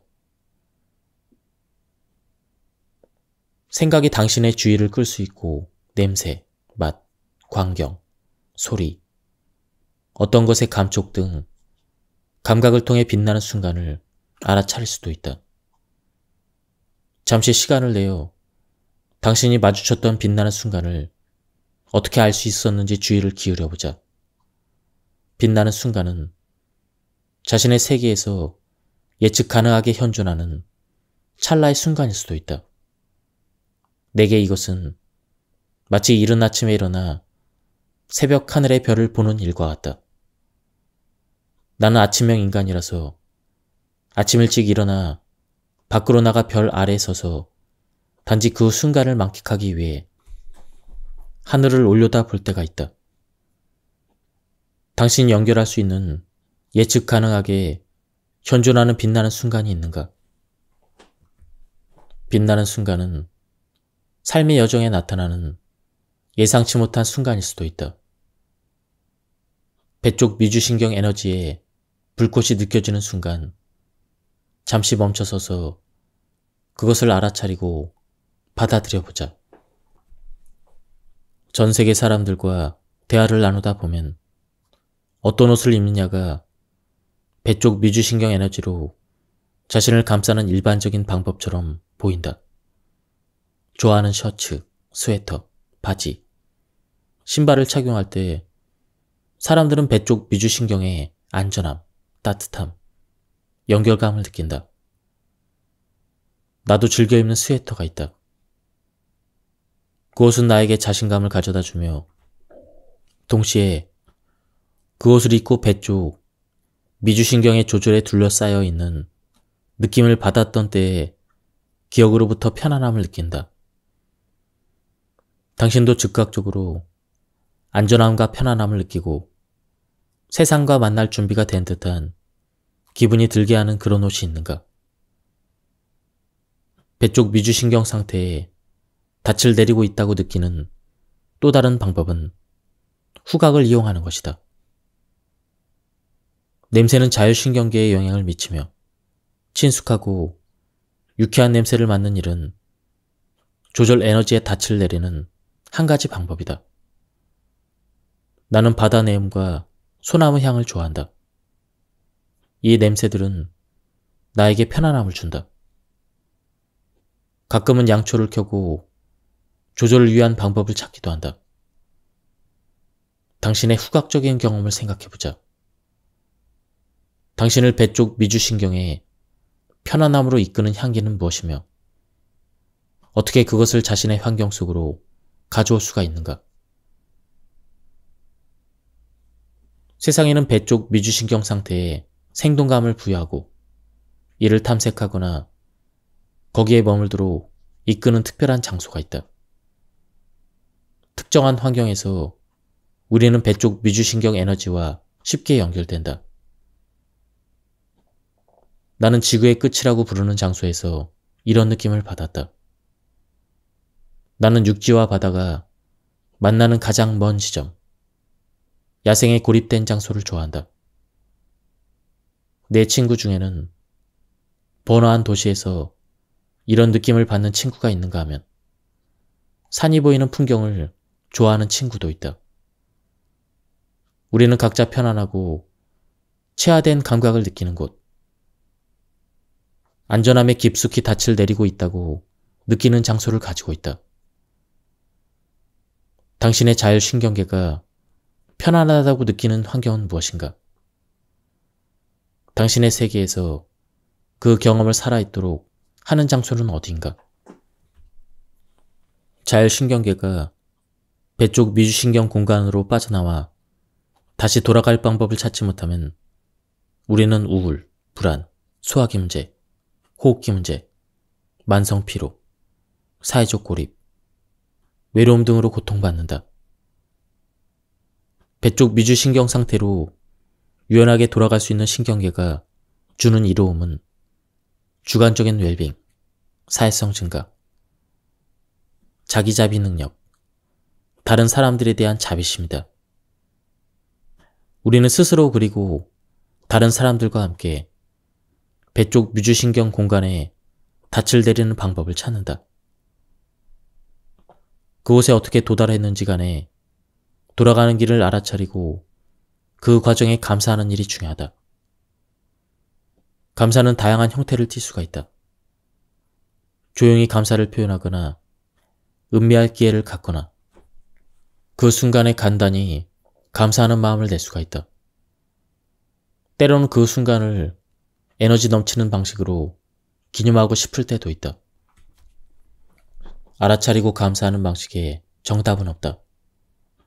이 과정의 핵심은 우리가 배 쪽 미주신경 상태로 되돌아가는 길을 찾고 있음을 자각하고 그 순간 옳다고 느껴지는 방식으로 되돌아오는 일을 인정하는 것이다. 다음은 저자 친구의 경험을 공유하는 내용입니다. 배 쪽 미주신경계가 살아나기 위해서는 더 적극적인 축하가 필요했다. 크고 열정적인 목소리로 도착했어, 나 여기에 있어 라고 말하면서 축하하는 행위가 온전히 살아있음을 느끼고 안정감을 되찾는 데 도움이 되었다. 나는 큰 소리로 축하함으로써 신경계를 적극적으로 인식하는 일이 경험의 중요한 부분이라는 사실을 깨달았다. 큰 소리로 축하할 때 안전의 닻을 내리고 머무는 내 능력은 강화된다. 축하하는 일이 당신에게 어떤 울림이 있는지 살펴보자. 보호 상태로 끌려갔다가 배 쪽 미주신경의 안전으로 되돌아오는 길을 찾은 후 저절로 되돌아감을 축하한다고 상상해보자. 적당한 문구를 써보자. 이런 행동을 통해 배 쪽 미주신경의 안전함으로 더 쉽게 돌아오고 그곳에 닻을 내리는 데 도움을 얻을 수가 있다.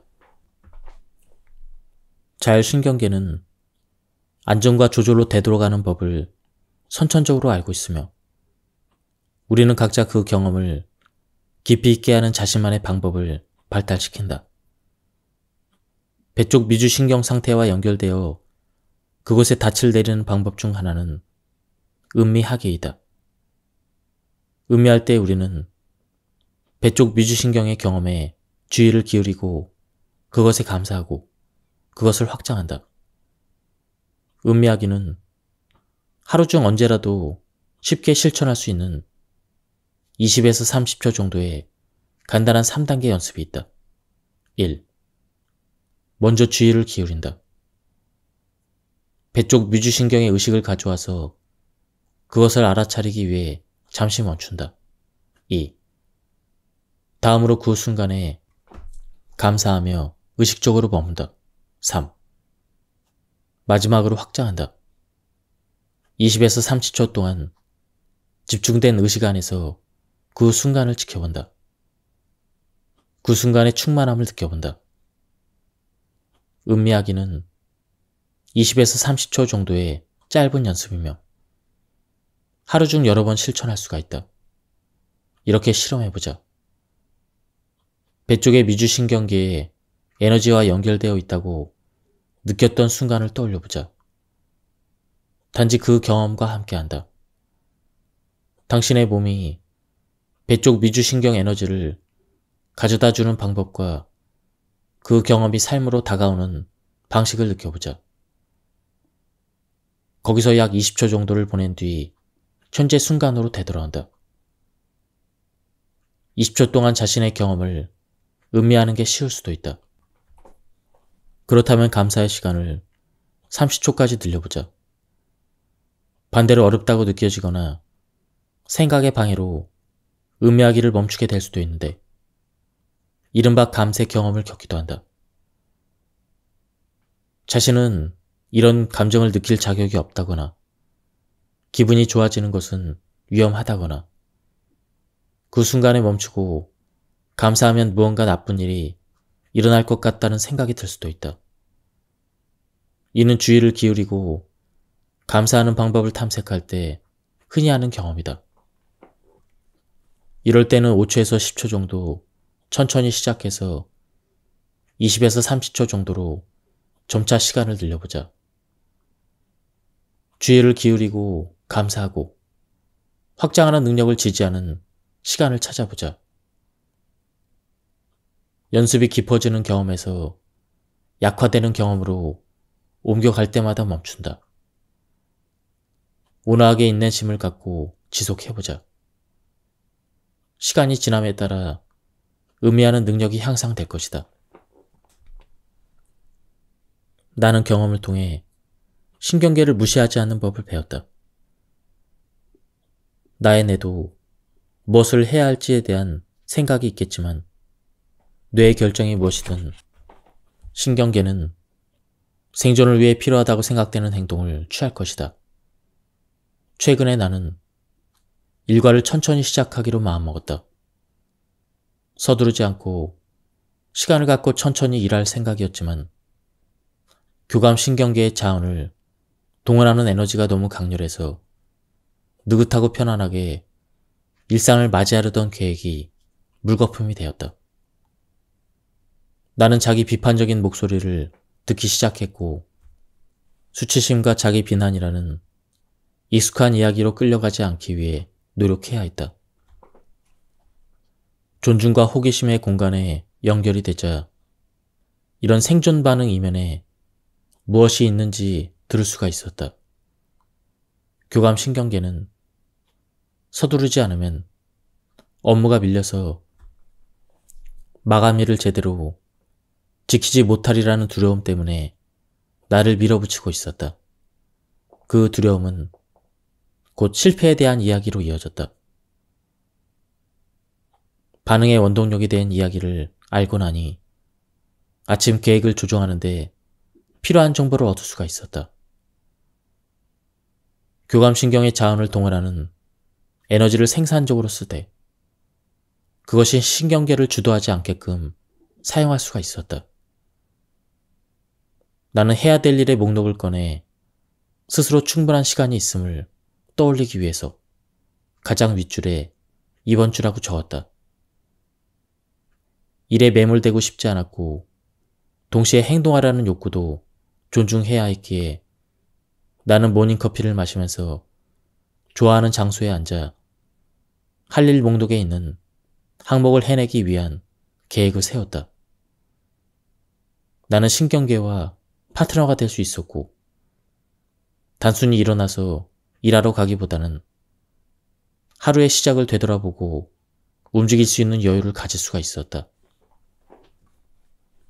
신경계를 조용하는 또 다른 방법은 호흡이다. 자율신경계는 호흡을 조절한다. 이것은 자동적인 과정이지만 의도적으로 조작할 수가 있다. 호흡은 자율신경계로 가는 직접적인 경로이며 호흡 자체가 조절하는 자원이 되기도 하고 생존 상태를 활성화하기도 한다. 호흡 수련은 수백 년 동안 요가 수련의 일부였고 호흡의 입을 탐구하는 데 도움이 되는 수많은 훌륭한 치료가 있다. 호흡을 사용해 신경계를 조용하는 법을 탐구할 때는 각자 자신만의 방식으로 호흡한다는 사실을 기억하는 것이 중요하다. 많은 사람에게 호흡 훈련은 위험 신호가 될 수가 있다. 호흡 리듬과 주기를 바꾸면 자율신경계 상태가 빠르게 변할 수 있기 때문이다. 심지어 단순히 호흡을 알아차리는 행위만으로도 호흡이 느려지거나 깊어진다. 조금 느리게 숨쉬거나 조금 더 깊게 쉼으로써 안정과 조절로 가는 길을 찾는 대신 단절과 붕괴에 빠질 수도 있다. 성인의 호흡수는 보통 분당 12회에서 20회 사이이다. 자신의 호흡수를 헤아려보는 쉬운 방법은 1분 동안 날숨을 새는 것이다. 이렇게 하면 다른 방법으로 호흡하는 연습을 시작할 때 기준점을 잡을 수가 있다. 일반적으로 날숨, 느린 호흡, 저항호흡 이러한 호흡들은 더 많은 배 쪽 뮤즈신경 에너지를 가져온다. 빠른 호흡이나 불규칙한 호흡, 급격한 들숨이나 날숨은 교감신경 활동을 증가시키는 반면 들숨과 날숨 길이를 일치시키면 자율신경의 균형 상태가 유지된다. 실습에 들어가기 전에 간단히 알아차리는 것으로 시작해보자. 자신의 몸에서 호흡의 움직임을 느낄 수 있는 곳을 찾아보자. 가슴, 복부, 옆구리, 허리, 콧구멍 아래일 수도 있다. 시간을 내어 호흡과 연결된 곳을 찾아보자. 몇 번의 호흡 주기 동안 들숨과 날숨의 경로를 따라가면서 알아보자. 다음으로 호흡하면서 자신의 미주신경 브레이크와 그것의 작동 방식을 자각해보자. 숨을 들이쉴 때 미주신경 브레이크가 약간 이완되고 심박수가 증가하며 숨을 내쉴 때마다 미주신경 브레이크가 다시 작동하고 심박수가 감소한다는 사실을 기억하자. 아무것도 바꾸지 않고 몇 번의 호흡 주기를 따라가 보자. 그저 호흡과 함께한다. 그런 다음 호흡과 신경계 상태가 어떻게 연결되어 있는지 알아보자. 위계 구조를 이동하면서 호흡 리듬이 어떻게 달라지는지 느껴보자. 등 쪽 미주신경의 붕괴로 끌려갈 때와 교감신경의 투쟁 도피 자원이 동원될 때, 그리고 배 쪽 미주신경의 안전과 조절의 닻을 내리고 있을 때 호흡이 어떻게 달라지는지 알아차려보자. 경외심은 경이로움을 보고 호기심을 자극해 우리를 일상의 삶에서 벗어나 경건함이나 깊은 감사의 순간으로 데려간다. 경외의 순간에 우리는 배 쪽 미주신경에서 영감을 얻은 연결을 먼저 자기 자신에게 향하고, 그런 다음 외부로 돌려서 다른 사람, 세상, 영혼을 느낀다. 경외심이 가져다주는 이로움으로는 물질적 세계를 탐구하려는 열망, 다른 사람에게 다가가 도움을 주고자 하는 관심의 증가, 신체의 염증 감소, 더 큰 웰빙 등이 있다. 경외의 순간에 우리는 세상에 대한 우리의 경험을 변화시키는 무언가 거대한 존재를 경험한다. 자신보다 훨씬 더 큰 무언가와 연결되어 있다고 느끼며 예전의 사고방식은 더 이상 맞지 않는다고 느낀다. 더불어 세상에서 자신의 위치에 대해서 겸손해지고 경이로움으로 가득 차게 된다. 시간에 대한 경험도 구체적이고 제한적인 것에서 확장적이고 무한한 것으로 바뀐다. 최초로 각성한 경외심은 고독한 경험이며 자이든 타이든 홀로 있을 때 누구나 그것을 경험할 수가 있다. 혼자서 그 순간을 체험한 후에야 우리는 다른 사람들에게 손을 내밀어 자신의 경험을 공유한다. 경외심은 특별한 순간에 발견된다. 발걸음을 멈추게 하는 무언가와 마주하면 그 순간 우리는 너무나 장엄해서 경이로워진다. 감사는 우리에게 가치 있고 의미 있는 것에 대한 고마움으로 생각할 수가 있다. 이것은 고마운 경험이다. 감사는 치화된 느낌이자 우리가 취하는 행동이며 경외심과 마찬가지로 배 쪽 미주신경계와 관련이 있다. 신체적으로 감사의 순간에는 심장박동이 변하고 혈압이 낮아지고 면역 기능이 향상되며 스트레스가 감소하고 더 길고 깊은 잠을 자게 된다. 심리적으로는 더 즐겁고 더 생동감을 느끼고 더 관대해지며 자비심이 깊어지고 다른 사람들과 더 연결되어 있다고 느낀다. 더 큰 삶의 만족감을 경험하며 소진을 덜 경험한다. 이런 신체적 심리적인 경험은 배 쪽 미주신경 상태에 닻을 내림으로써 나타나는 결과이다. 감사는 연결의 경험이다. 다른 사람들과의 관계에서 존재하는 감정이며 우리가 그런 관계를 더 깊이 있게 만들도록 이끈다. 이를 통해 우리는 선함을 받고 있음을 알아차리고 그런 선의의 선물이 다른 사람들에게서 온 것임을 알게 된다. 감사를 느낄 때 우리는 그에 대한 답례로 선의의 선물을 주고 싶어 한다. 감사는 다른 사람들과의 연결 안에서 호혜성의 요소가 살아나게 하며 긍정적인 연결고리를 만든다. 감사의 순간을 되돌아보자. 선함을 주고받은 경험에서 호혜의 느낌과 배 쪽 미주신경의 에너지 흐름을 느껴보자. 축복하는 일부터 감사일기 쓰기, 기도하기, 단순히 감사 인사를 건네는 일에 이르기까지 다양한 감사 연습을 실천할 수가 있다. 모든 감사 연습은 안전함의 배 쪽 미주신경 상태에서 비롯되며 신경계를 연결로 향하게 한다는 공통점이 있다. 나는 감사 연습을 생각할 때면 물에 돌을 던졌을 때 생기는 파급 효과가 떠오른다. 한 번의 감사. 한 번의 단순한 선행이 물결을 일으켜서 세상을 움직이는 배 쪽 미주신경의 원을 따라 한 사람 한 사람에게 전파된다. 공감이 다른 사람의 고통을 느끼는 것이라면 자비심은 공감을 행동으로 옮기는 것이라고 생각할 수가 있다. 타인의 고통을 보고 그 사람의 고통을 느끼면 어떤 식으로든 돕고 싶어진다. 자비심은 정서적인 반응과 돕고자 하는 욕구가 합쳐진 것이다.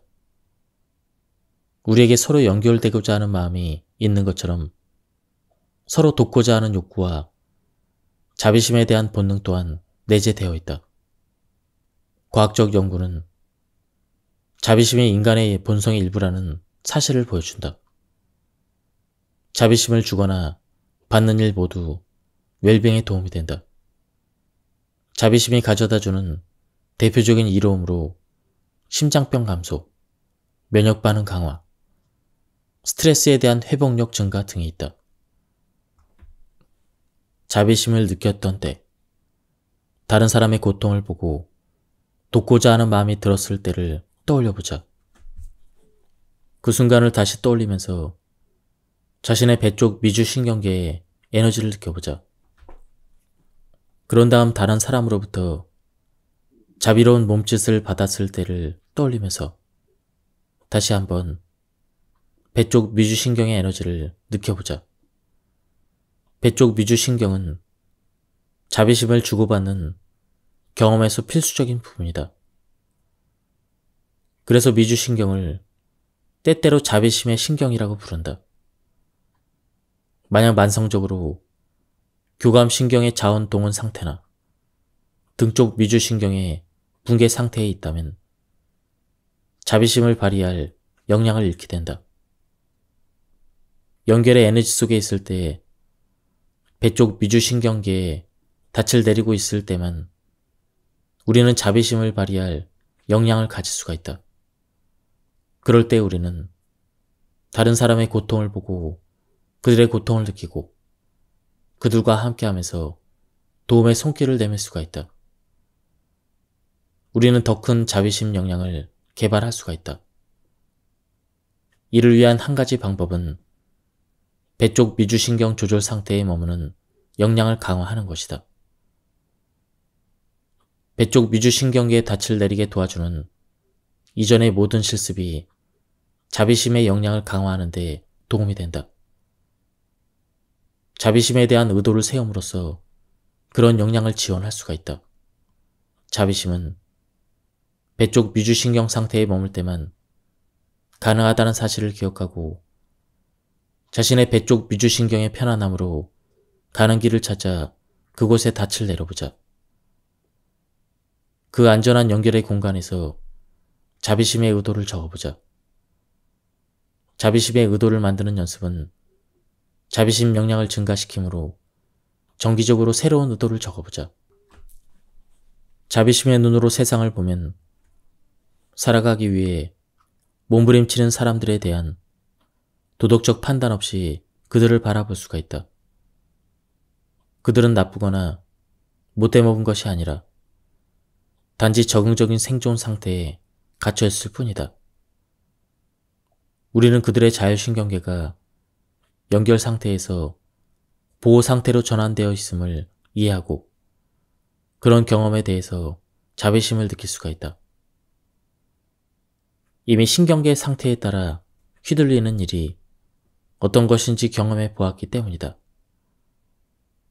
우리 모두 근본적으로는 동일한 방식으로 연결된 신경계를 가지고 있다는 사실을 깨닫는 것은 때때로 우리의 연결 능력을 시험하는 주변의 가족, 친구, 그리고 우리와 다른 방식으로 생각하고 느끼고 행동하는 세상 사람들에 대한 자비심을 개발하는 출발점이 된다. 공통점을 인식하는 일이 자비심의 기초이다. 아래 나오는 나와 마찬가지로라는 자비심의 연습은 이런 인식을 행동으로 옮기는 데 유용한 방법이다. 이 실습은 서로의 차이점이 아니라 유사성을 인식하는 문장을 통해 나라는 감각에서 우리라는 감각으로 옮겨가도록 도와준다. 다른 사람도 나처럼 몸, 마음, 느낌, 생각을 가지고 있으며 고통과 기쁨을 경험하고 건강하고 사랑받기를 원한다. 이 실습을 활용해 다른 사람의 자율신경계가 어떻게 우리와 같은 방식으로 질서 있게 조직화되고 활성화되는지 알 수가 있다. 이 문구들이 친구에 관한 것이라고 상상하면서 읽을 때 당신에게 무슨 일이 일어나는지 알아차려보자. 나와 마찬가지로 이 사람도 연결과 보호의 시간을 경험한다. 나와 마찬가지로 이 사람도 안전과 위험의 신호에 반응한다. 나와 마찬가지로 이 사람도 단절되고 사라질 수 있다. 나와 마찬가지로 이 사람도 위험을 느낄 수가 있다. 나와 마찬가지로 이 사람도 따뜻하게 환영받을 수 있다. 잠시 시간을 내어 이 문구들과 자신의 자율신경 반응을 살펴보자. 신경계 상태가 어떠한가? 어떤 이야기들이 있는가? 이제 이 문구들이 친구가 아닌 사람, 당신과 연결된 느낌이 없거나 심지어 갈등을 겪고 있는 사람에 관한 것이라고 상상해보자. 나와 마찬가지로 이 사람도 연결과 보호의 시간을 경험한다. 나와 마찬가지로 이 사람도 안전과 위험의 신호에 반응한다. 나와 마찬가지로 이 사람도 단절되고 사라질 수가 있다. 나와 마찬가지로 이 사람도 위험을 느낄 수가 있다. 나와 마찬가지로 이 사람도 따뜻하게 환영받을 수 있다. 이번에는 무슨 일이 일어나는가? 어떤 신경계 상태를 경험하고 어떤 이야기가 들리는가? 다음으로 우리 모두를 조절하고 생존 반응으로 옮겨가고 연결 상태에서 쉬게 하고 보호 상태로 끌려가는 자연스러운 방식을 인식하는 자신만의 문장을 적어보자. 당신이 인식하고자 하는 자율신경의 유사성을 골라 4개 혹은 5개의 문장을 작성해본다. 작성한 문장을 친한 사람에게 들려준다고 상상해보자. 각 문장을 읽으면서 그 사람에 대한 알아차림을 유지한다. 자신의 자율신경 반응과 거기에서 나타나는 이야기에 주의를 기울여보자. 이어서 친구가 아닌 사람을 선택하고 그 사람을 염두에 두면서 문장을 읽어보자. 지금까지 이 책에 대한 리뷰를 모두 마쳤습니다. 제가 책 초반에 용어의 정의를 좀 자세히 설명을 드렸어야 되는데요. 그 부분을 많이 놓친 것 같습니다. 그리고 제가 발췌 요약해서 설명드렸기 때문에 맥락이 많이 끊겼습니다. 전체적인 맥락을 파악하고 싶은 분들은 책을 구해서 읽어보실 것을 추천드립니다. 여기서 리뷰를 마치도록 하겠습니다. 감사합니다.